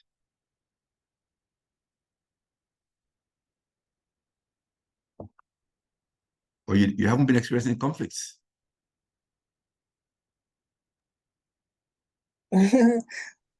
I think just Master Kachi's hand is up. Okay. Yes. Yes, please. I couldn't see. Please share with us in very few words. What was this conflict? Okay, thank you very much, sir. So when I took over as the president of my club, yes, I had ideas of how I wanted the club to run. Okay. We had our first meeting where I shared my vision and everybody was on board. This one. And then afterwards, I can share freely because my VPE is not here. So I asked my VP that I'd like us to plan ahead. So I need her to always send me who our Toastmaster of the day would be and the GE at least 4 meetings ahead of time. And I noticed that she was reluctant to do that. And then that was on one hand. Then I noticed that on the ESCO group, when I bring up a suggestion, it's as if her role was just to antagonize me and shoot it down. And I felt like it was kind of demoralizing the team. I found myself in a situation whereby I would want to bring up an idea, but by the time I calculate, I don't know what this person's reaction would be. I'll say, let me rather not say. Then I think it got to a point I was no longer comfortable. I just called the immediate past president and told her, you know what, this is just less than 2 weeks after we were sworn in. I said, you know what, I don't think I can do this. I don't think I can do this. I think I'm just going to step. And she's like, what happened? I gave her all my observations and she was like, have you had a conversation with her? I said, no. I'm like, why not? I was like, do I need to say it? Is it that? I'm like, yes, you need to have a conversation with her. I said, okay. Then I called her and I said, okay, so let's have a discussion because these are my observations and I want to know what your understanding of your role is. After the conversation, I realized that she felt I was micromanaging her. And her words were, if you were so good at this and if you knew you could do it better than president, why didn't you vie for the role of VPE? This is my job. Allow me to do it. Then I was like, okay, feedback taking. I know that you're a high-ranking officer. You have experience. You can do this. I'm just gonna let you.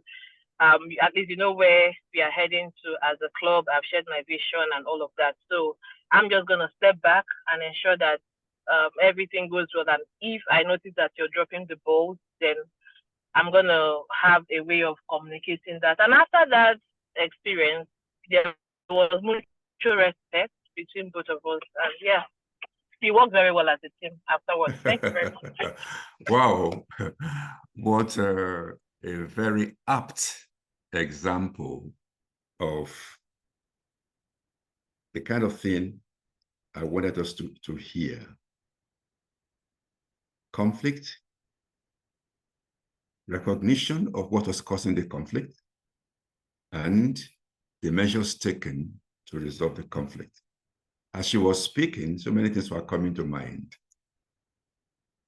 At a stage, it would appear as if, oh, this person, the VP, was just one of those difficult people, which can be, but that wasn't the case in this case. But then, following the conversation, it became clear that the experiencing and perception of the VPE of the approach of the president was in fact what was at the bottom of the conflict. And without that conversation, as she said, she was thinking of throwing in the towel. Thank you.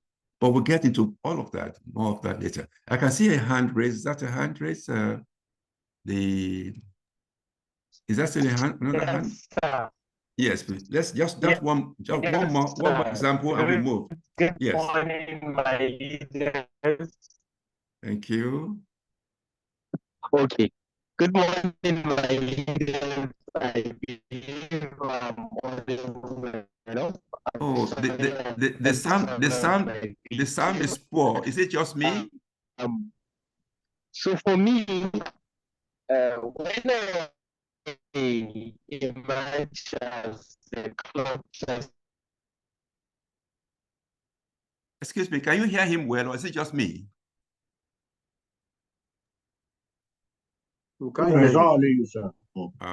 There's something wrong with his okay. Okay. Maybe I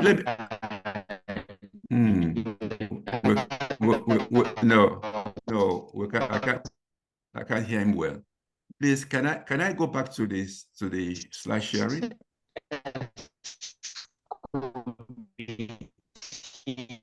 You know, we have to skip that now, please. We don't have all the time. Please let me go back to slide sharing. Just a minute.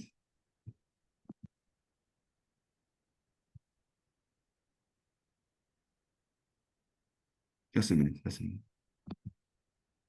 Okay. All right. Well, maybe we'll have an opportunity of listening to the other experiences later. So the thing now is, for this particular training, hopefully, we will all know and understand what conflicts are, grasp the different methods of conflict resolution, and acquire some basic knowledge, some basic skills that you can use to bring about conflict resolution.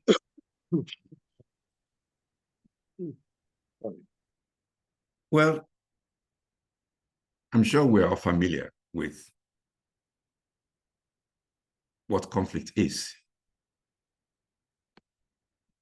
You get conflict when two or more people have differences, real or perceived, that are not resolved. You had a case of the person who became president and the conflict between herself and her VP. There were differences. The VP knew why she was behaving that way, but the president did not know. But later, following communication, they knew, and things were better thereafter. And so, for any conflict resolution, you have to identify and address the conflict with emphasis on this resolution being carried about in a mature and respectful manner. There are approaches by which people want to deal with conflicts that themselves bring conflict. That is not what you want. So we now want to talk about causes of conflict. One of the most important causes has to do with the person. Difficult personalities. Difficult personalities. We'll talk about that more in a minute.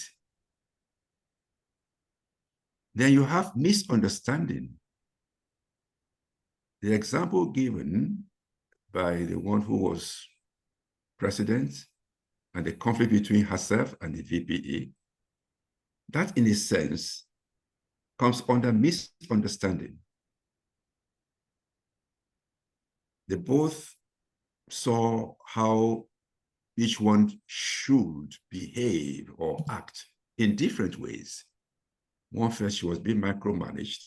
The other person just thought she was doing what was right on her part as president. So there was misunderstanding. But apart from that, sometimes the misunderstanding would only come from not even getting all the facts pertaining to the situation right. People will be working at cross purposes. And another source of conflict, which can be related to even the first one, the difficult personalities, the issues of ego, power, issues of values. You remember the example I gave at the beginning about Rolf Meyer, when he heard something from a member of the opposition, the fighting group, something in him was touched by way of value. It changed everything. It changed his entire attitude. And then, very important for us all, your very leadership style can often be the cause of conflict. Fortunately, the example that was given of the president and the VPE, I'm sure you will all agree with me that it was something about the leadership style of the president that was causing the conflict. So we shall also look into that in more detail. So when we talk about difficult personalities, can you all see this slide? Can you see my slide? Yes, sir. Yes, sir. Okay. I'd like somebody to just read out what you can see on this slide by way of difficult personalities. Who are these people? Know it all. Yes. Complainant. Yes. Aggressive. Yes. Negativist. Okay. Why did you choose only those ones? Because they possess the traits of difficult personalities. When somebody knows it all, he cannot accommodate, he can't tolerate other opinions. Okay. Okay. Oh, I see. When yes. somebody is complaining, when somebody is complaining all the time, that means there's a problem as well. Absolutely. Mm-hmm. And when it's aggressive, it shows that he can't share a space with some other person, and that could lead to conflict, a lot of conflict. Absolutely. Of course, the negative persons, they can kill the vibe. Exactly. The energy, yes. of the team just gets dampened. Yes. They're the kind of people you want to avoid if you don't want to, get dragged into this position of non-productivity, no enthusiasm, no joy. But no joy, exactly. Yes, but it's not by chance that I have highlighted two of these people in red. Amazing. Where is the other laptop? Please, who's the Zoom master? Can you please mute people who should not be speaking? Yes. Now, can anybody share with us his or her experience with a know-it-all personality? I'm sure all of us would have come across such people before. Or there's nobody who has met a know-it-all and experienced how he or she brings about conflict?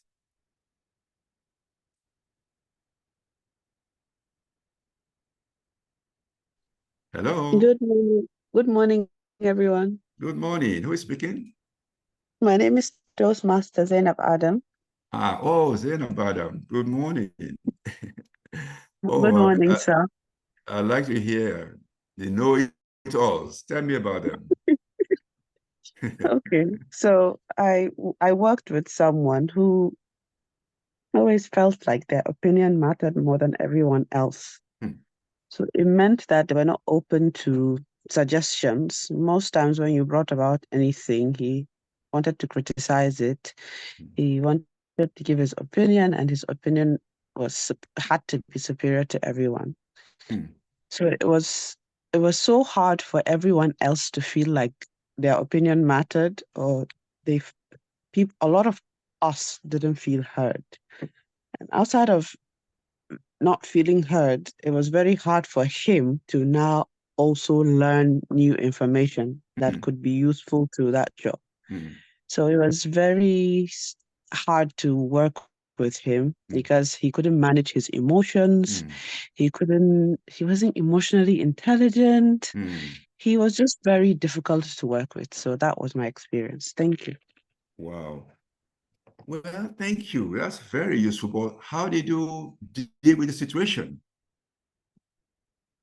Okay. So dealing with the situation, so it now meant that we had to double our emotional intelligence. Very good. To the point, yes. So initially we tried to manage the situation, always tried as much as possible to work with him, putting into consideration that this was the kind of person he was. But over time, when we realized that he wasn't going to change, well, eventually it was a unanimous decision that he had to go. Oh, you had to let him go from the office. Yes, unfortunately, that was just what happened, because if he was willing to sort of make an adjustment, because he didn't even want to understand that there was something wrong. He always felt like the victim at the end of the day when you brought up situations where he had to understand, okay, there's a difference. Even though everyone else was managing their emotions to accommodate his, he still felt like everyone else didn't understand him. So, so in that situation, he was sort of slowing down the productivity for everyone else. So when we realized that there was nothing we could do, even when we tried to manage it, it wasn't really working. So over time, we had to let him go. Very good. Very good. Well, that was one way. I don't think you were able to do better than that, but it's noteworthy that initially you try to understand him, and I'm almost sure you also will have made sure you did not get aggressive with him, even when he got aggressive. Am I right? Yes. So I tried as much as possible to make everyone else understand that this was just his personality. So there was really, they had to learn to work with him because it was a working environment.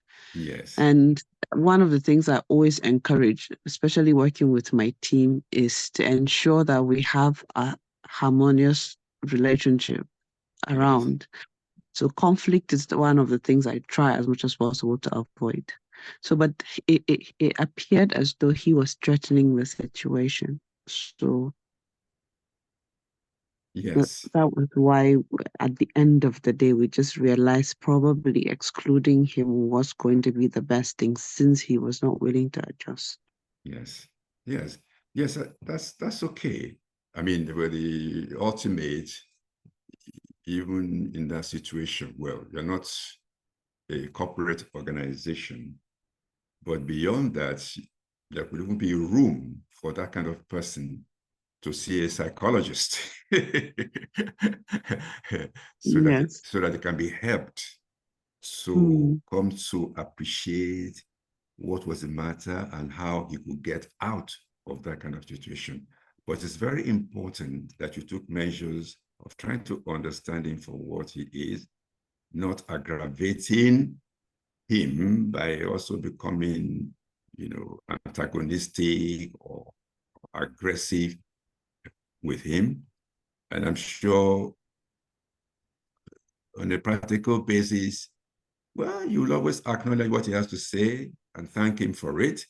And then, also let him know that other people should be given a chance to say their piece. But in this case, he wouldn't even be bothered about letting any other person speak, which there wasn't much else you could do in that connection. But the main lesson about difficult personalities is, first of all, to be able to identify them for the kind of personalities they are.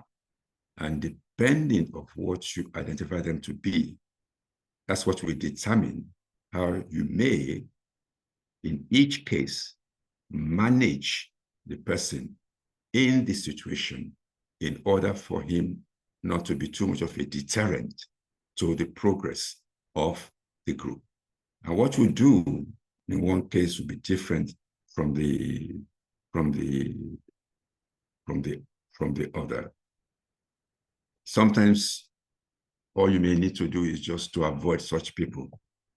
The negative is, like I said, there's nothing that can make them see the positive side of things. You don't want them to drag you down.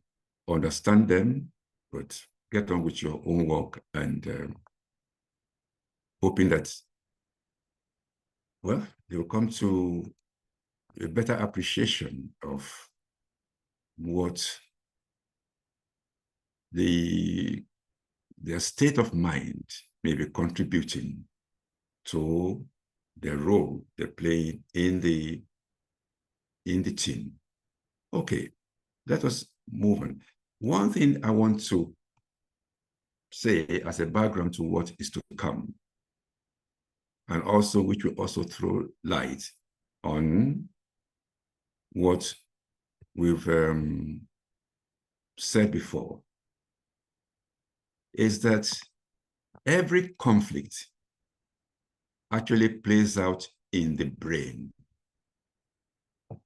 What do you think about that statement?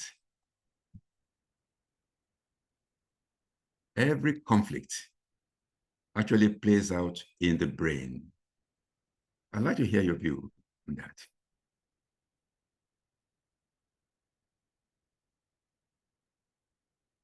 Hello?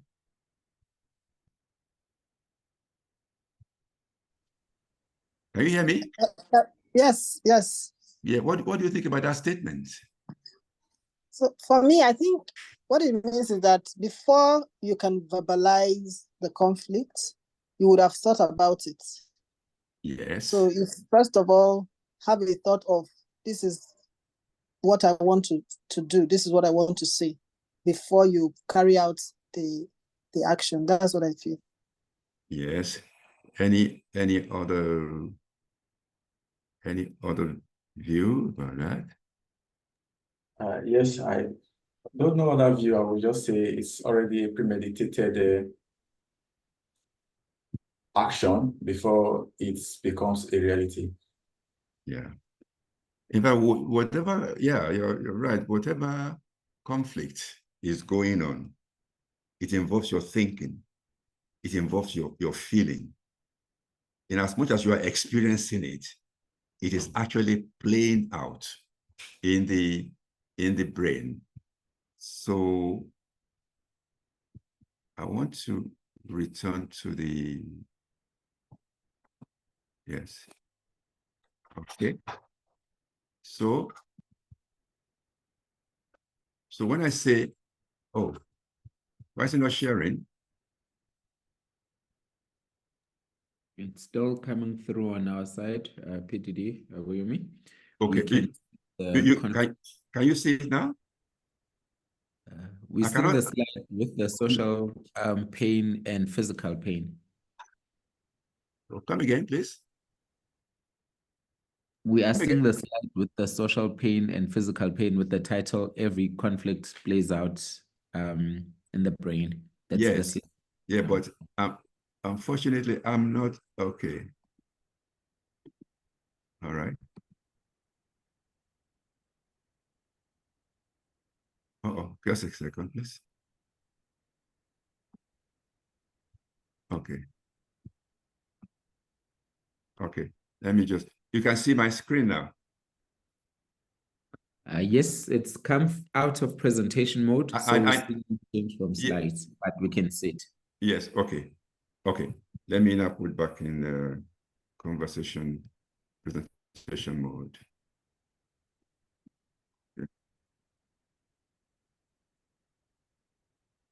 Okay, you can see it now. Yes, and it's in presentation mode again. Exactly.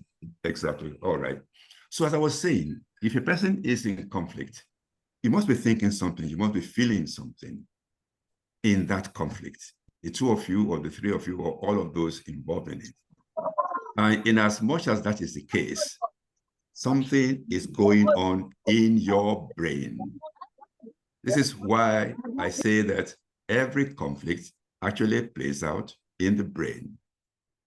And further, if you look at the slide that I have here, those areas in red, the upper part shows areas that gets activated when you are in social pain. Maybe you are rejected or you are embarrassed, or you are angry, whatever it is. But similar areas are also activated when you are in physical pain.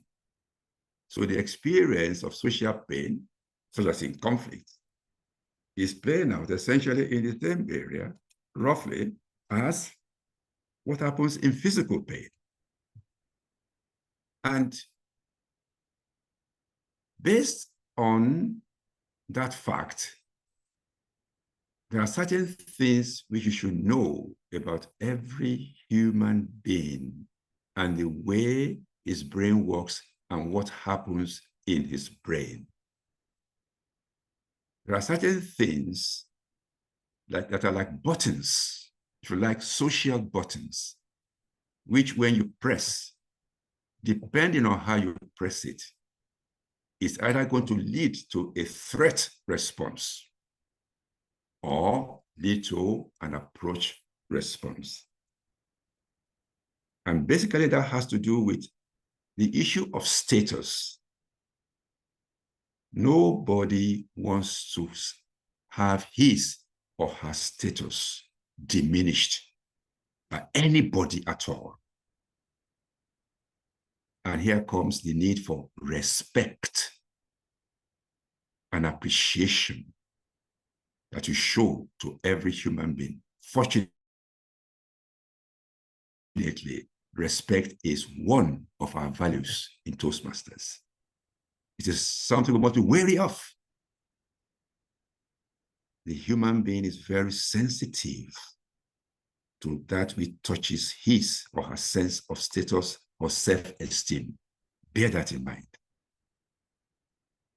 Then we also want to know where we stand. We want to have the facts. We want to have a basis for taking decisions, for judging situations. That is certainty. We've heard about examples of people who don't prepare well for their meetings. Not enough information is given out. People don't know where they are. People don't know what is happening. That is the big source of conflict playing out in the brain. Then autonomy. Everybody wants to have elbow room, wants to have the opportunity to show initiative, to take responsibility, to express himself or herself. Example that the lady gave us about micromanagement, as the perception of the PPE went. The person who is being micromanaged, it's as if you're binding the wings of the person. You are taking away a basic human need of autonomy. If you don't watch against it, you will always cause conflict. Then you have relatedness. Relatedness means everybody wants a sense of belonging. You come to a club, you are welcomed very warmly. You have somebody who will show you the ropes. You see that everybody has your back. That is the press of the button, which, if pressed rightly, will lead to a reward or approach response. And then something else, fairness. The human being is wired to be sensitive to fairness in everything. We must also put this on the scale whenever we're dealing with anybody. Are we being fair? If you can take care of these 5 buttons, you will not press any button the wrong way as to lead to conflict. Now, conflicts still arise, but what do we do about them?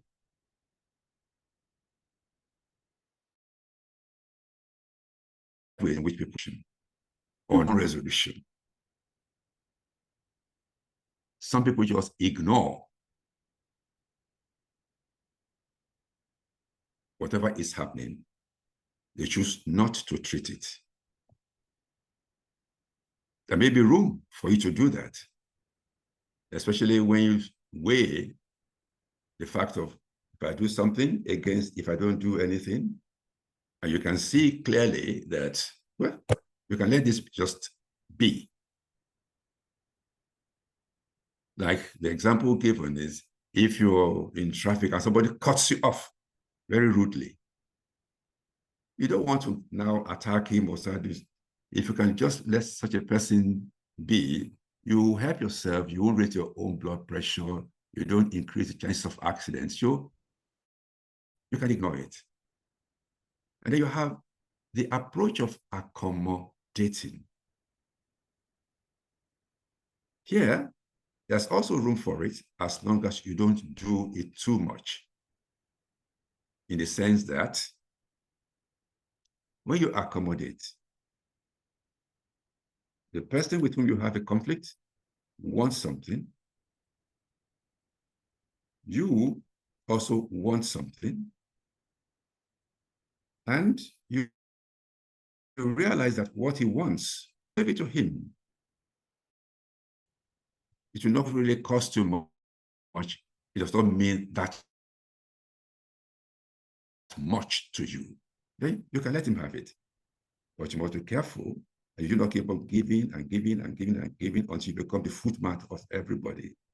You are no longer able to be yourself and express yourself and assert yourself. So it's a question of where do you draw the balance? And then there is a very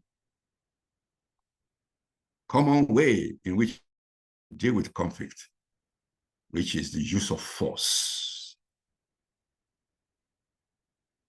Force of argument. Force of authority. This is regarded as one of the worst ways of dealing with conflict. And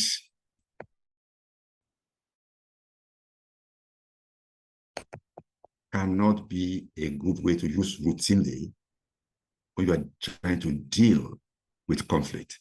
Because I think the answer should be obvious, and I'd like to hear it from you.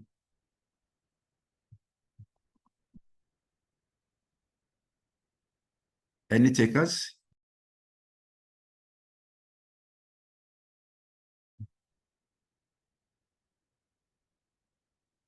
Hello? Are you there?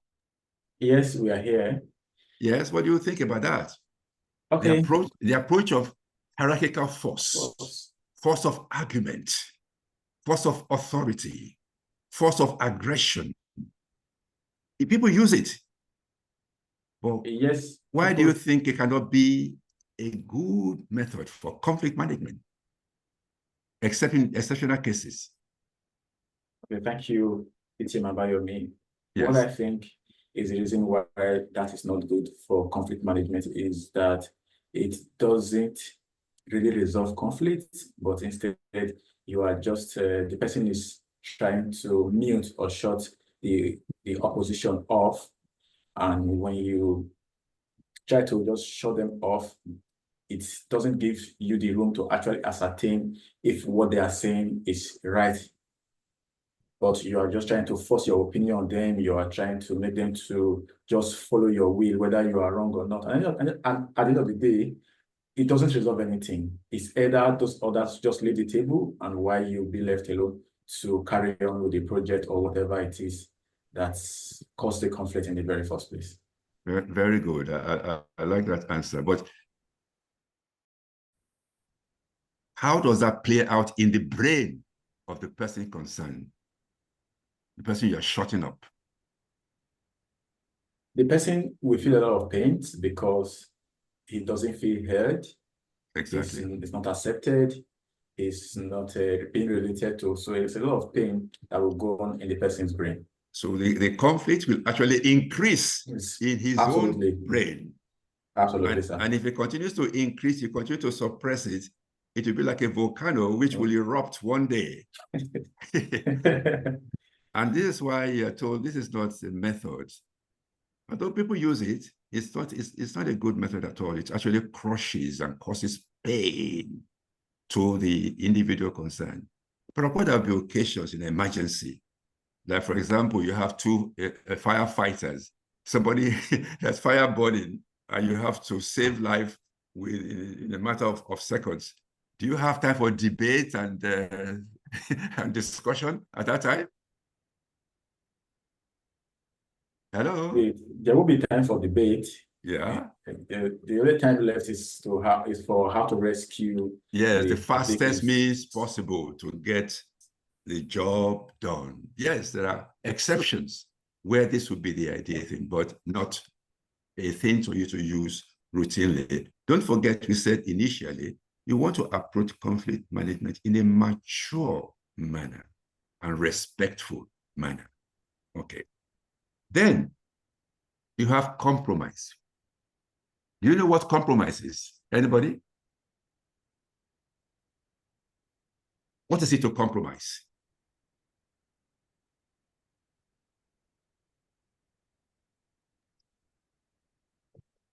Let the other person have it. Yes, any other person? That's St. Francis, isn't it? Shifting grounds. Shifting grounds, yes. Any other thing?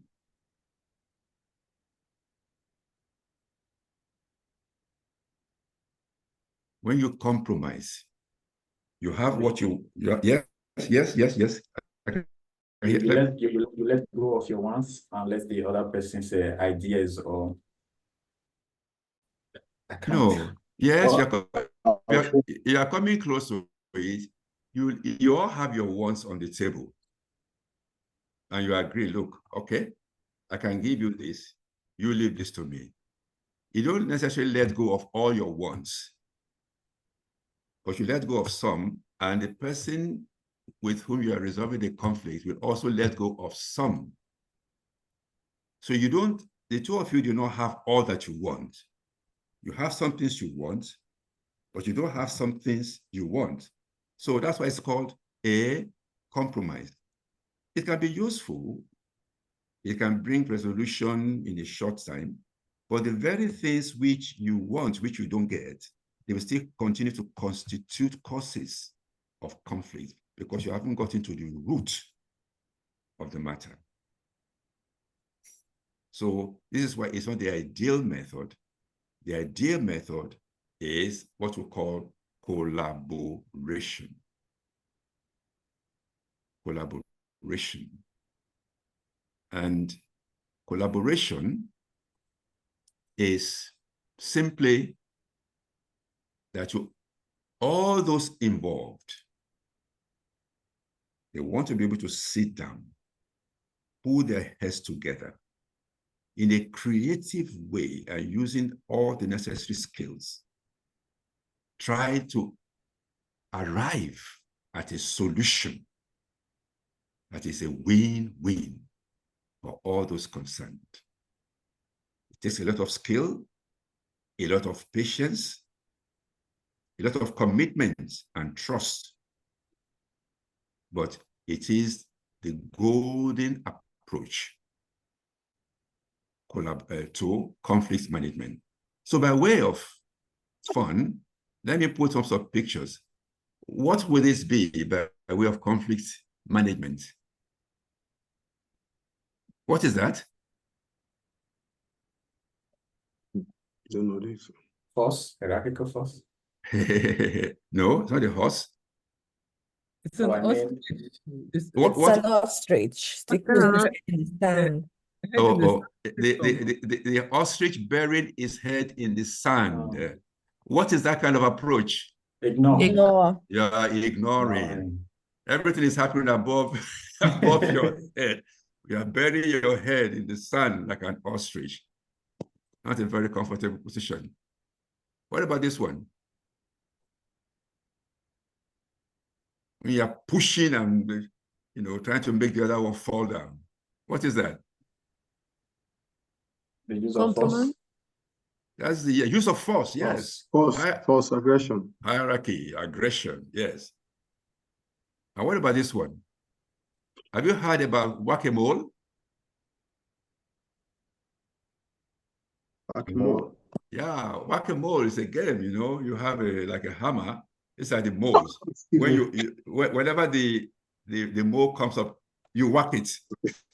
But soon it will come out from another place. You go and whack it. What is that kind of method? Sledgehammer approach. Pardon? The sledgehammer approach. Sledgehammer, yes. Well, in a sense, but then when you think about the entire group, whacking a mole, whatever happens, you say, look, how do we deal with this? You compromise. All right. Something that will arise next time, you compromise again. This is what this symbolizes, the compromise approach. And what is this one? The win-win? Collaboration. That is the collaboration. That will be collaboration, which is the ideal. Okay. But then, how do you collaborate? It's a matter, just as it says, you have to collaborate, to work together. To work together. And there are 7 steps.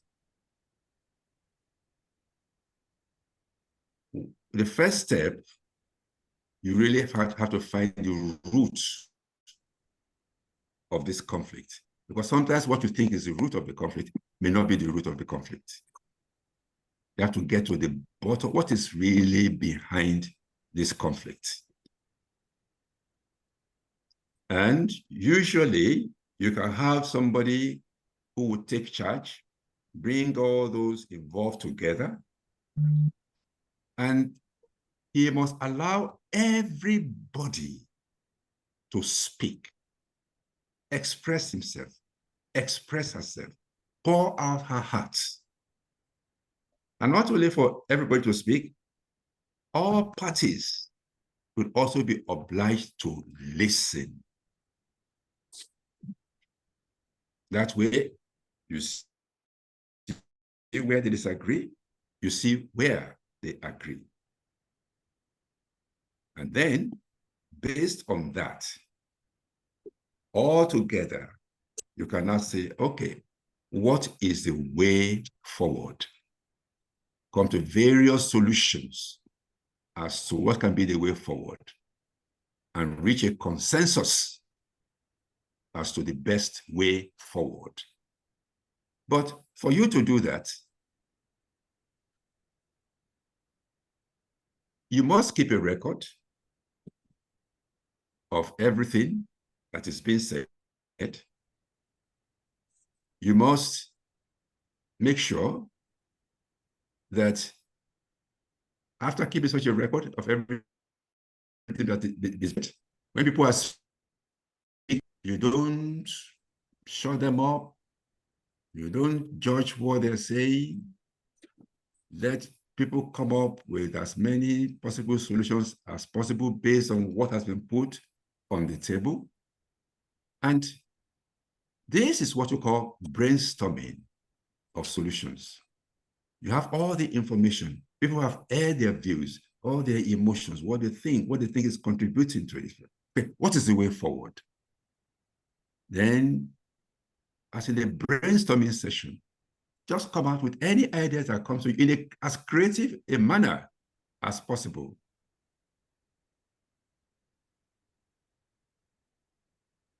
Yes. So, having done that, usually you'd have written all the points in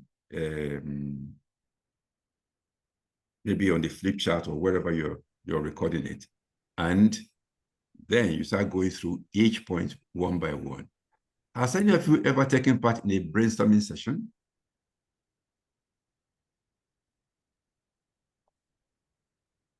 Hello? Yes, I have. Okay. Can you tell us briefly what happened on that occasion?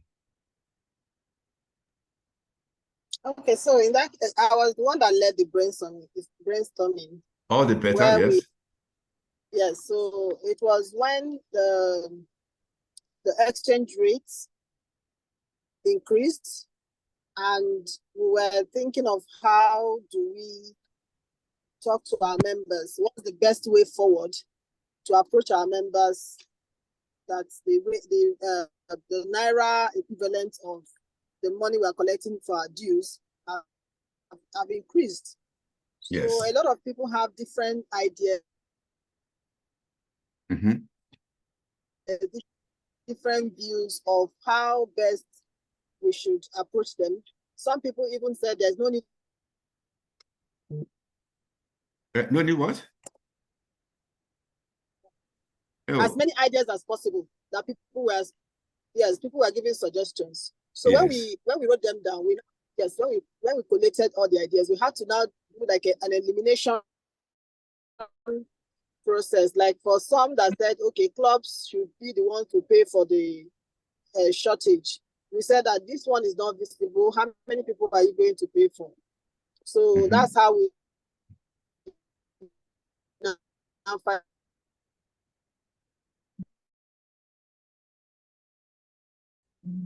Can you all hear her? No, she's breaking. Yeah, the voice broke. But in any case, I think she said the essential thing. If you can all sit down together, state all the problems you're thinking, state your goal, where you want to go. Oh, is she back? No. Oh no, I can't hear well.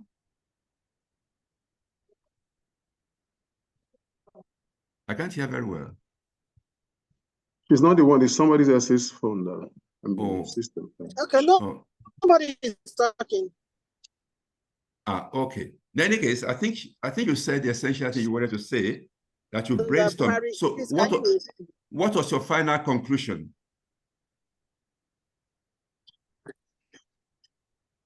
Toastmaster Stella, what was your final conclusion with the foreign exchange rates issue?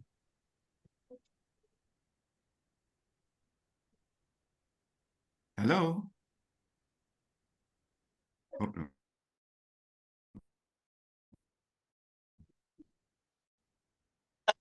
Can you hear me? What was, yeah, we can hear you now. What was your final conclusion? That we will have to have the difficult conversation with the club presidents to tell them that they will let the members know that either they pay the dues in dollars or they pay according to the exchange rates. That was what we finally agreed.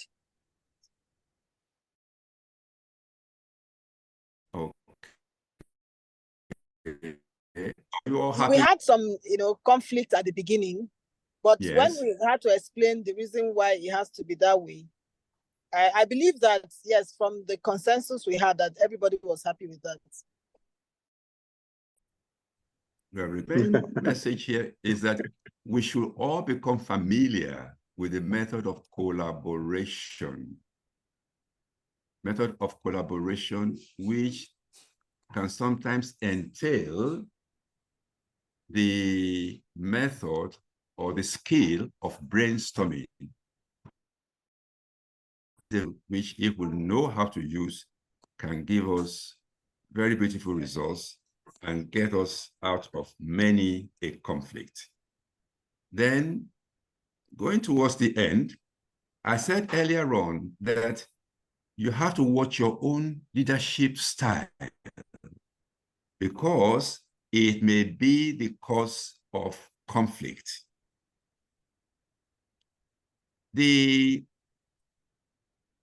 Was it Toastmaster? Is it Kuma, the lady who shared her experience as president? What's her name again? Kashi, Toastmaster Kashi. Ah, is she still there? Yes, sir. Okay. Can you speak, Toastmaster Kashi? Yes, sir, I can. Ah, very good. Thank you for your example. It has saved us, taken us through this entire. Okay. Can you see the different leadership styles on the screen? Yes, sir, I can. Can you read them out? Yes, democratic, autocratic, laissez-faire, transactional, and transformational. Okay. Very simply, your VPE, what kind of style did she think you were using? I was being autocratic. Thank you very much. But I didn't think I was. No, you see, that's the thing. You see, when you talk of conflict, the conflict may be real or perceived. Yes. Do you get it? Yes,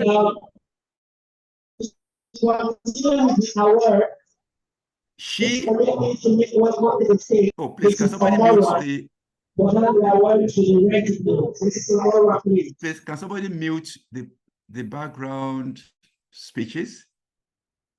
You see, the VPE thought you were being autocratic, even though you did not.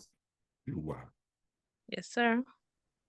But then, when she pointed that out, you changed, didn't you? Absolutely. So what did you become? I was on the verge of being a transformational leader. Oh, transformational. That is Wow. what I thought I wanted to be. No, I know. I get you. I get you very much. Because even without your saying it, I would imagine that you thought you were being transformational. Yes, sir. You had your vision, you had your goal, you want to change everything and move things forward. Yes, but in the process, somebody perceived you as being autocratic. Right. So these various styles of leadership can be the very root of conflict, whether real or perceived. And among these other styles, which other one do you think can lead to conflict? Anybody else? Ready? And for which you should be on the lookout as leaders. I think autocratic. Yes, we've said that. We've said autocratic, yes. Any other one that just... I also think laissez-faire can lead to conflict. Thank you very much. Laissez-faire. And I would like to hear from Stella George. Tell me this laissez-faire. Yes. How can it lead to a crime? I know you're right, but give you some flesh. Okay, so I feel that as a leader, when you are not very clear, when you're not very committed, people will misunderstand your intention. So it can lead to it. Once there's confusion as to what is expected, once we don't understand where you're going, what you're doing, it will always lead to conflict, because you might say one thing and you mean another thing. So as a leader, you have to be very clear. We need to know where you stand, what are the goals, what is the vision, what is the direction. Once those things are not defined, once everything goes, then there's bound to be conflicts. Exactly. No, that is very true. Because the worst scenario under a laissez-faire leader is people just working across purposes. They really don't know the direction in which they be going, no guidance, no leadership. In fact, because the laissez-faire leader is like somebody who is not really offering any leadership. It's just letting people do as they think best. And that can, for the team or group, lead to a lot of conflict, a lot of conflicting approaches, conflicting ways of without any cohesion in the group. So the main lesson here is also watch yourself as a leader to make sure that you are not contributing to the conflict. And that's why make sure there's a clear structure, as Stella George has pulled out. Make sure the roles are well spelled out. The goals are defined. What are the expectations? And when you allow people to start competing fiercely, and the resources for which they are competing are scarce, they are also setting up a situation for big conflict. These are the responsibilities of a leader. So we've defined what conflict is. We talked about different types of conflict, of resolving conflicts.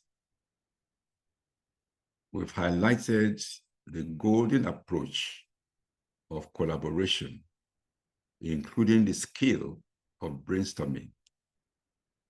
And also, we brought to light the need for every leader to examine herself and himself carefully in his or her approach to make sure that he or she is not really the cause of conflict. And this is where I would say thank you at this moment. If there are other issues people want to raise, please feel free to do so if we still have time. I will stop sharing at this stage. Back to you, the chair. Thank you very much, PDD, for that very engaging, very educative session on how to manage conflict. Of course, I said it that once we start off our mandate, let's not mistake it that everything will be smooth, everybody will agree with us, everything will be 100% fine. No, there's bound to be conflict. And sometimes it doesn't mean that the conflict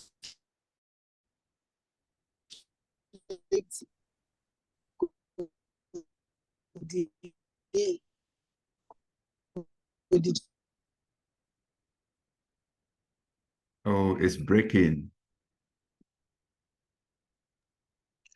Your mic is breaking.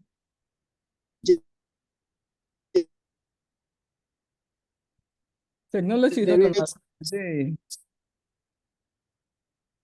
Hello. English. war. No, I've truly learned a lot. These are the core leaders of the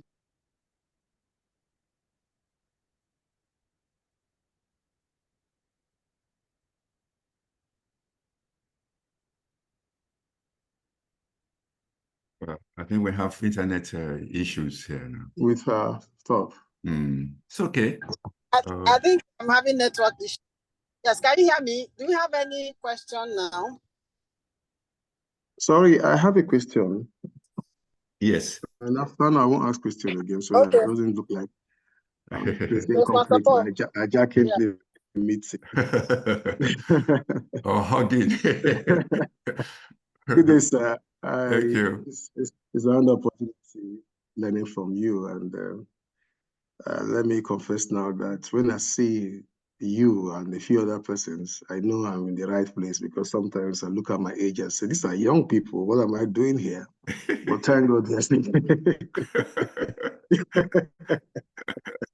I know you're there, so we are inspired, and like Olu said, we're here forever. Thank you, sir. In life, people have come to acknowledge that conflict, indeed, is a catalyst for progress and development. So conflict are bound to, actually, they are part of existence. However, from our training, I want to ask, who initiates a conflict resolution? Is it the leader or the one who is perceived to have been a victim? Is it like top bottom or bottom or down top? Leadership style. Do we have leadership style problems too? Because I know I just had an experience not so long ago. One of us highly celebrated, Celebral, had a birthday, and because we belonged to about 4 different platforms, I had celebrated her in 3 platforms. And one platform that is a home platform, somebody had observed that Mr. Paul has not celebrated, and she craftily sent me a text. Good day, sir. Today is so person's birthday. I know that was not just a reminder, but like, we have not seen your signature.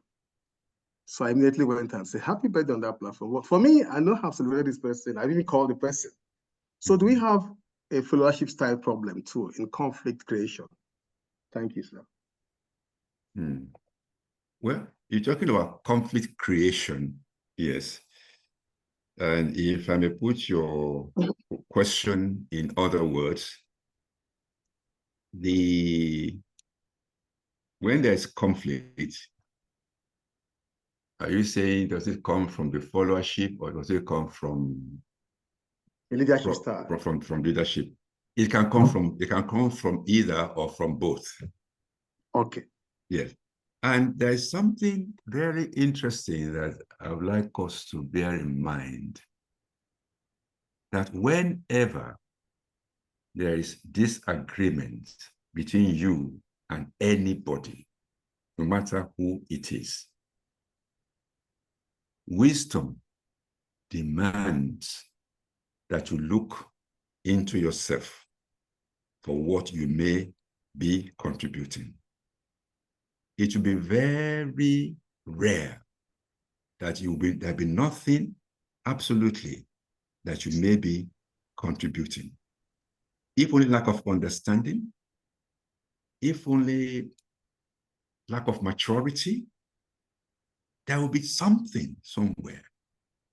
If only having not taken time to appreciate the circumstances of the person you are dealing with and so on, if only the assumptions you are making is a golden rule of life.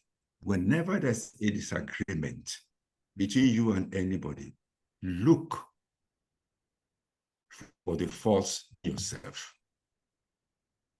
That is the only way you can, in the long run, bring about this plan of conflict.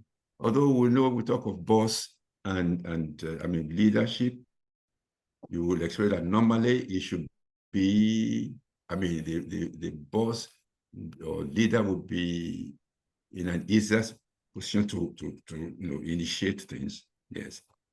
The follower may even be too scared to take any measures along that line. However, even for the follower, there are ways of going about it that you don't run the kind of risk that you're fearing. Yes. So it comes from both sides. Both sides must be willing and able to contribute something to the resolution. Thank you, sir. Yeah. Right. Thank you so much. Thank you so much. I know we'll have a lot of questions. We'll still come back to you. Even in the process of the role itself, we might run into some conflict situations that we might also want to refer back to today's training. And if we have more questions, we'll ask you. No problem. All right. So, yes, thank you so much. I really appreciate it. On that note, we want to move swiftly to the next trainer. We've had the male masquerades. Now we want to have the female masquerade. Don't mind me. These are the Jagabans, the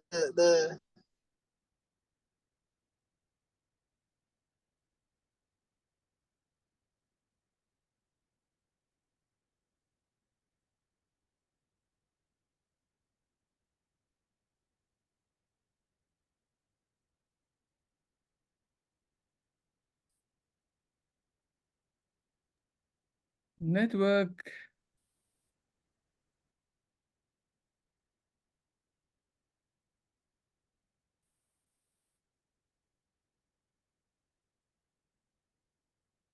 Who is assisting her? So Let me step in and assist her.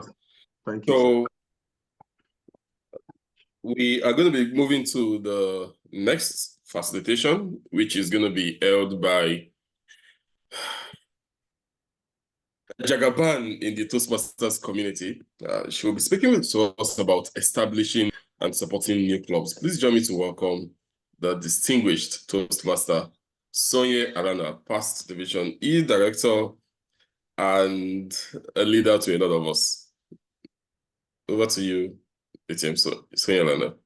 Thank you so much, my freshly minted Didi. It's indeed a delight to share this platform with you this evening. A very good, it's an afternoon, early afternoon. Sorry, I'm ahead. I want to also greet especially our regional advisor, distinguished Toastmaster Injabulo Thela. And of course, I have just greeted my district director, also the past district directors, past division directors, and the present division 130 leaders. So you're all welcome, and it's a pleasure to be here. So yes, we're going to discuss a few things quite rapidly. Our time is fast spent. Sorry, I just need to share my screen. I'm sorry, it's, what's happening here? Why can't I get to my, just a second, please. All right, so can you see my screen? Can you see my screen? Not yet, ma. Not yet. Yes? Not yet, ma. You can't? Uh-oh. What's happening? What is happening? Sorry. So what do I do now? I don't know. Is Stella there? Yes, I just got back. My network, my network is saying no today, but I'm also saying I will not agree for it. So please just join me to welcome our distinguished Toastmaster Sonia Alana. Thank you very much. So can you see my screen? Yes, we can. Yes. Oh, excellent, excellent. So yes, so top of the afternoon to everybody.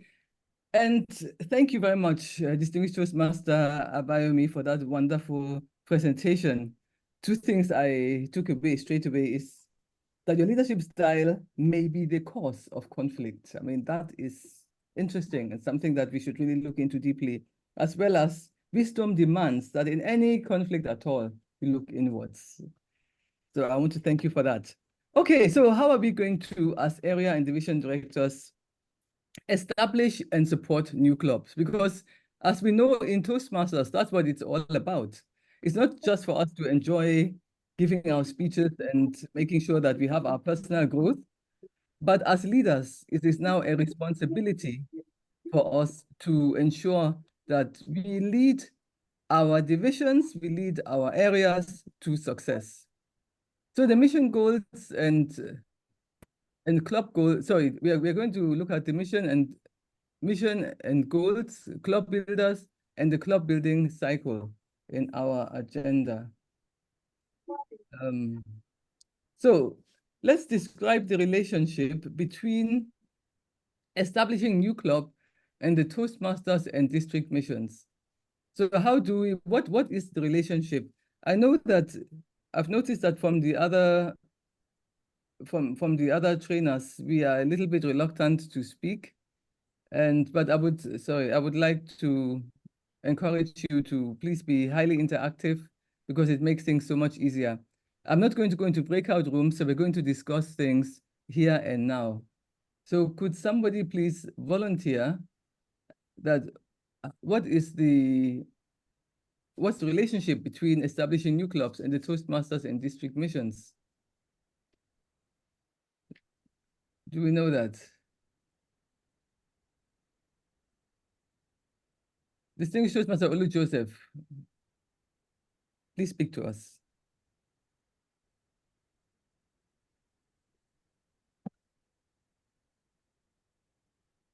Silence, can you hear me? Am I speaking to myself? I hear you loud and clear. Can hear you. Oh, okay. I was getting scared. The silence is deafening. I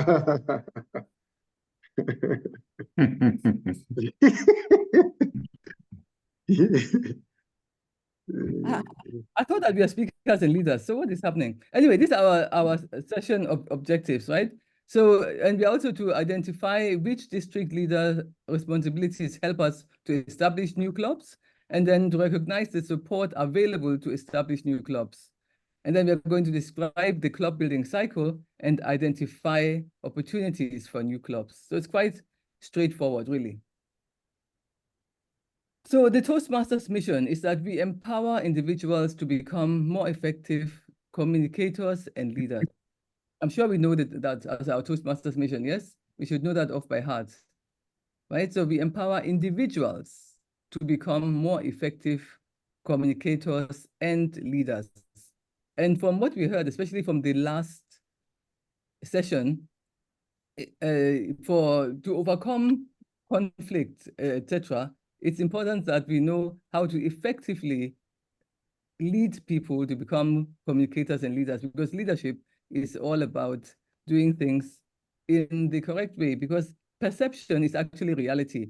You know, I heard someone say that, oh, that's not what I meant, or I didn't mean to do that. But whatever you are perceived as being, that becomes the reality to the person who is perceiving you. So it's important that we get it right. And our district mission is that we build clubs, we build new clubs and support all clubs in achieving excellence. So we build new clubs and support all clubs in achieving excellence. So in other words, it's not just something that we leave to the club growth director alone. We are all involved in this. And as long as we know this, it will make the work so much easier for all concerned. So as far as new clubs are concerned, so new clubs offer Toastmasters benefits to more people. You know, there are many times that we hear people say, oh, they didn't even know there was anything like Toastmasters. You know, when we have visitors that come and visit our club meetings for the first time, and we ask them to tell us how they felt about the meeting, very often we heard that, I didn't know such a thing existed. I was just invited, I didn't even know. So the more we spread the message, the more people know, and the more people can enjoy the benefits. And then it provides improved communication and leadership experiences. Now, speaking about Nigeria as a case in point, so many people are criticizing the leadership that we see in government and in governance. And so you can imagine if you had more people that had joined Toastmasters and more people know about good communication and good leadership styles, how that would affect the nation. So it's important that we start small. We start in our clubs, we affect our communities, and who knows, we can even affect the nation. But how do we do that? Is by spreading the news about Toastmasters and ensuring that new clubs, or as many clubs are chartered to ensure that as many people as possible can benefit from this experience. Now, it's interesting, if you permit me, I would just like to use the analogy of a particular church that said that they wanted to ensure that everybody had a church within 5 minutes walking distance of their location. And then we could just see that the branches spread worldwide. So Toastmasters can use that same example. We can use that same approach and make sure we have as many Toastmasters clubs in so many locations. You know, very often we get inquiries and say, is there a Toastmasters club in Ibadan? Is there a Toastmasters club in Enugu? Is there a Toastmasters? So which means that there is still a lot of room for spread, you know, for us, for our reach. And then the area and division directors have support to build clubs. So you get support. So in other words, you're not alone. So in this, you know, and that's the good thing about Toastmasters.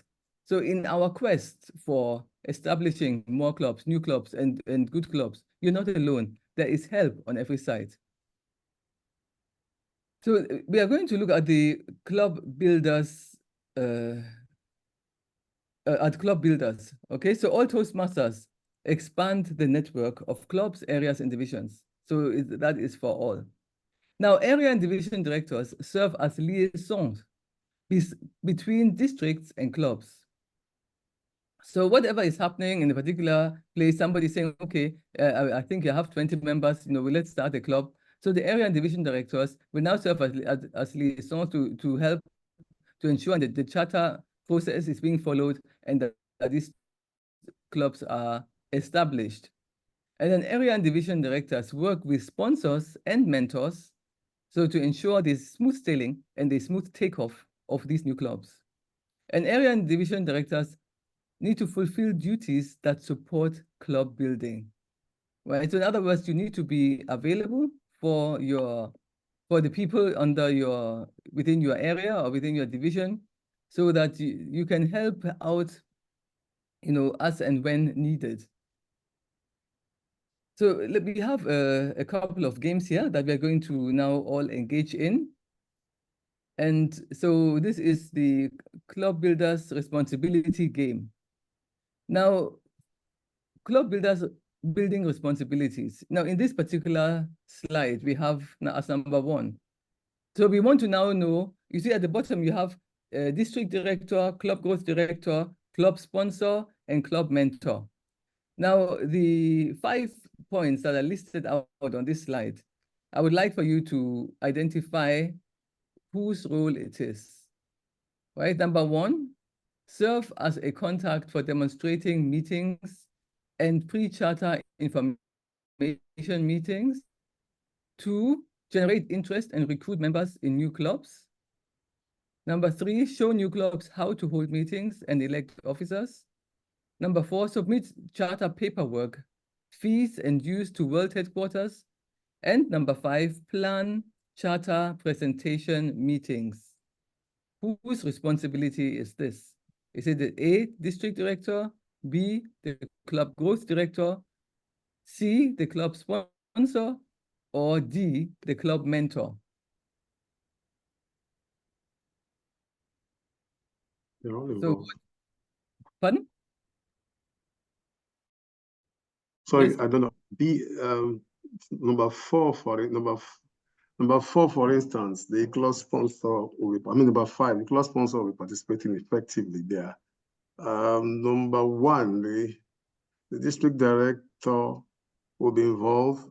Number 2, the club mentor, club sponsor and maybe the president, as it were, will be involved, interest and repeat members. Number 5 will be the club director's involvement. Then number 3, the club mentor will be equally involved. So I think everybody has a role to play here. Okay, thank you. Any different opinions? Thank you. It was Mr. Paul. Any different opinions? Let us hear from Toastmaster Bola Yusuf, what do you think? What's your opinion?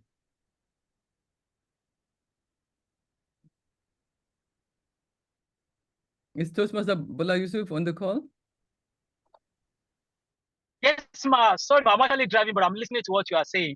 According to what Toastmaster Paul said, I'm not seeing the screen, but I believe when it comes to crop creation, the character mentioned, the club director, the area director, division director, the club president, the sponsor, they are all involved in one way or the other. Okay, thank you. I don't want to distract you from your driving too much, but thank you for responding. So, Toastmaster Salim, what do you think? Toastmaster Salim Gidado? Yes, ma'am. So I think it's the primary responsibility of the club growth director. Okay, so let's see whether serve as contact for the restrict. All right, so let's see whether we are right or whether we are wrong. It is the club sponsor. Did you see it? At the bottom here, you can see the it is emboldened. So that is really the responsibility of the club sponsor. Whoever's sponsoring this new club has these responsibilities. Okay, so let's go on to the next one. So again, let's look at the responsibilities. Responsibilities here we have to recruit, train, and supervise the club building team members, club sponsors, and club mentors. To receive leads from district director and world headquarters, to assist with prospect visits, help plan demonstration meetings, and attend demonstration meetings and pre-charter information meetings. Whose responsibility is this? Is it A, district director, B, the club growth director, C, the club sponsor, or D, the club mentor? Recruit, train, supervise club building team members, club sponsors, and club mentors. That's heavy responsibility. Receive leads from district and world headquarters. Assist with prospect visits. Who would like to try? Let me try, ma. Yes, please go ahead.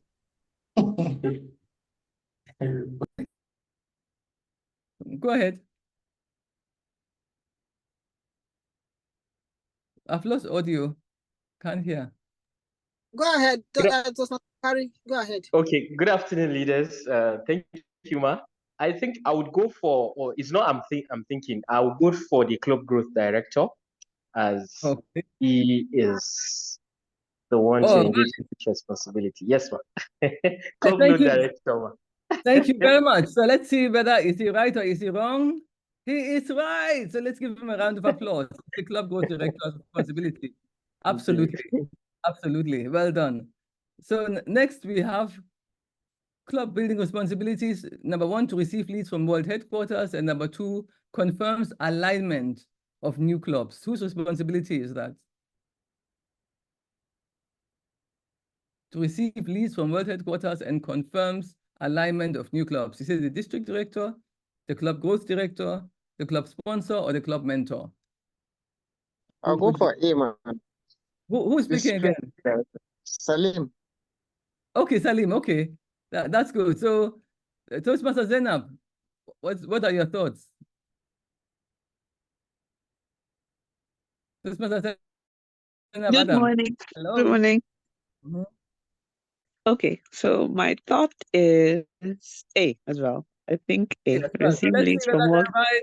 Okay, let's see whether they're right. Yeah, they're right. It's the district director. It is the district director. Yeah, whose responsibility that is. Okay, and then the last one in the series, responsibilities to guide clubs through the first 6 to 12 months to ensure club officers understand the duties and how to perform them. Familiarize club officers with Toastmasters education program and familiarize club officers with distinguished club program. Whose responsibility? Whose responsibility? Toastmaster Folu? Can you speak to us?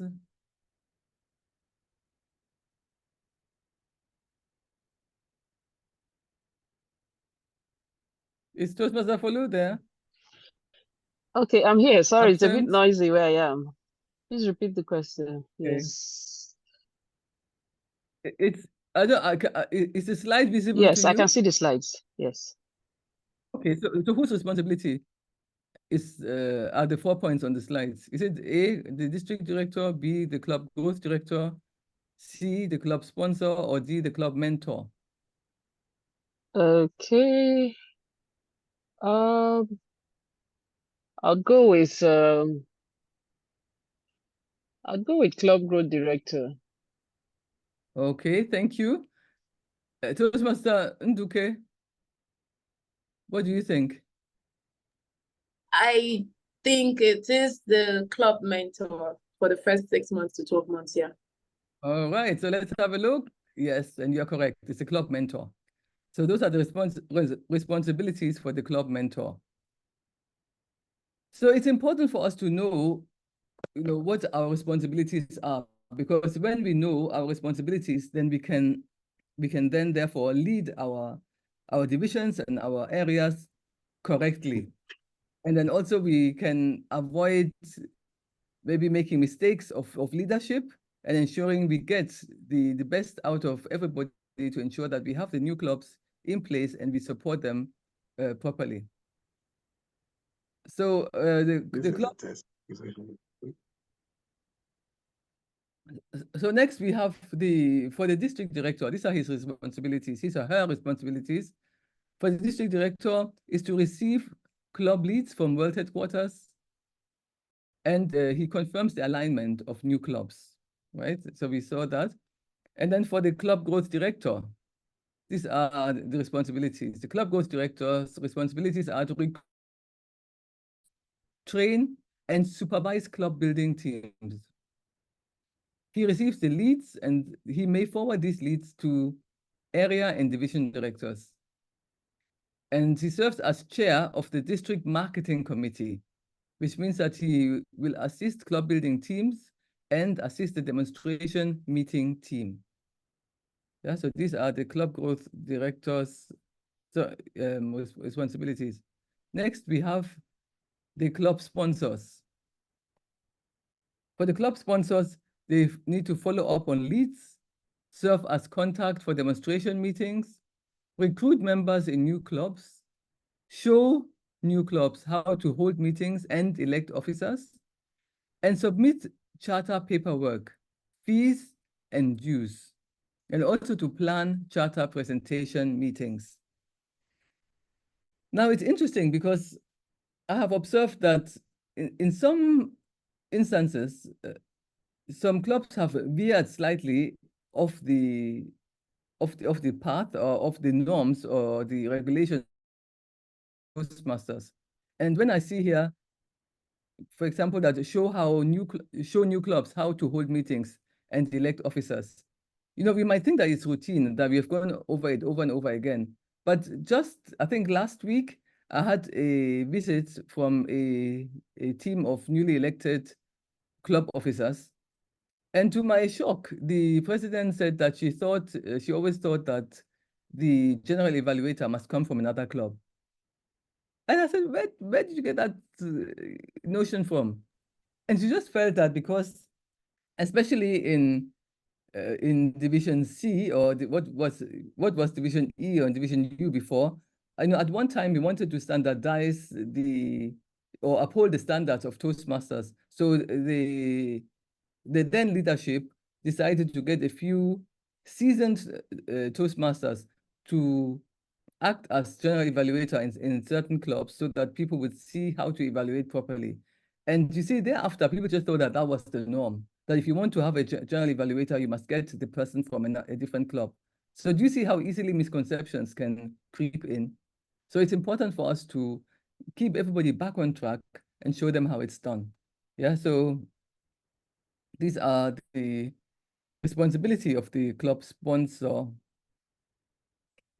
So next we have the club mentor. So the club mentors, they guide clubs through the first 6 to 12 months. And they also ensure that the club officers understand their duties. They familiarize club officers with Toastmasters education program and familiarize club officers with the Distinguished Club program. And they also help to recruit and train members. Now, for the club mentors, it's important that you're active, that you're really active. So it's not just a box that you tick, maybe to want to get your DTM or whatever, but that you actually actively engage in this role.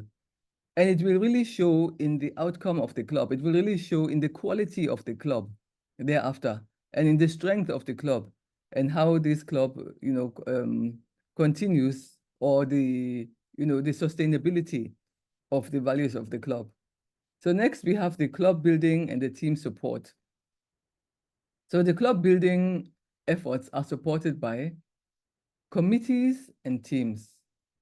So as I said earlier, we are not alone when we are building new clubs. You have a big support and a massive push. So the area and division directors are there to ensure that these clubs, that they not only get off the road, but they also stand.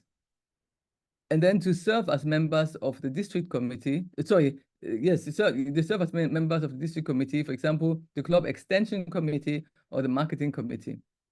And to generate leads, so generate leads means that you look for areas where new clubs could be created. And then to find club sponsors and club mentors. And here again, this is where where it's a bit tricky. So you need people who can actually fulfill those roles. So it doesn't mean necessarily because somebody has been in Toastmasters for a very long time that he can actually be a sponsor or a mentor. So is the person active? Is the person able to actually fulfill these roles? Or yes. So we have to look at that to ensure that we put round pegs in round holes. And then the club building team support, you also have the person that facilitates and attends demonstration meetings and pre-charter information meetings. So I'm sure some of us may have attended demonstration meetings and pre-charter meetings. And what happens there? Because we want to now show the people that this is what Toastmasters is all about. So you look for seasoned Toastmasters that can have a nice, energetic, and engaging meetings that will convince the people that where you're trying to establish the club, that the club is necessary. So the value they're getting out of it. So you're marketing the club. And of course, in marketing, you put your best foot forward. So you really select a good team that will facilitate and attend the demonstration meetings that can answer the questions, and then thereafter ensure that these clubs are established. So we have here what we call the club building cycle. The club building cycle, first of all, you identify the leads and prospects. Where is there the possibility for building a new club? Where is there a need? The prospects, do we have the venue, etc. Then you contact and qualify, right? So you now look for a contact. Is it a corporate club? Is it going to be an open club? The venues, etc. And then you present. You present the demonstration meeting, the initial contact, question and answers, and then you address questions and concerns that people may have concerning the meetings. Then you ensure that you have the 20 people together, you go ahead and charter. You charter the club. And then once the club is chartered, please do not just leave the clubs floundering. Follow up. And then the cycle continues on and on and on to the next club, to the next, and it continues on and on and on. And continue. Follow-up is actually key. Follow-up is, it's the most important thing. So identify leads and prospects. Leads can come from world headquarters, for example, from current members, from neighbors, co-workers, and many other places. In other words, leads can come from anywhere. So assess existing clubs to identify opportunities for new clubs. So what's the strength in the existing clubs? Can you notice a swell of members?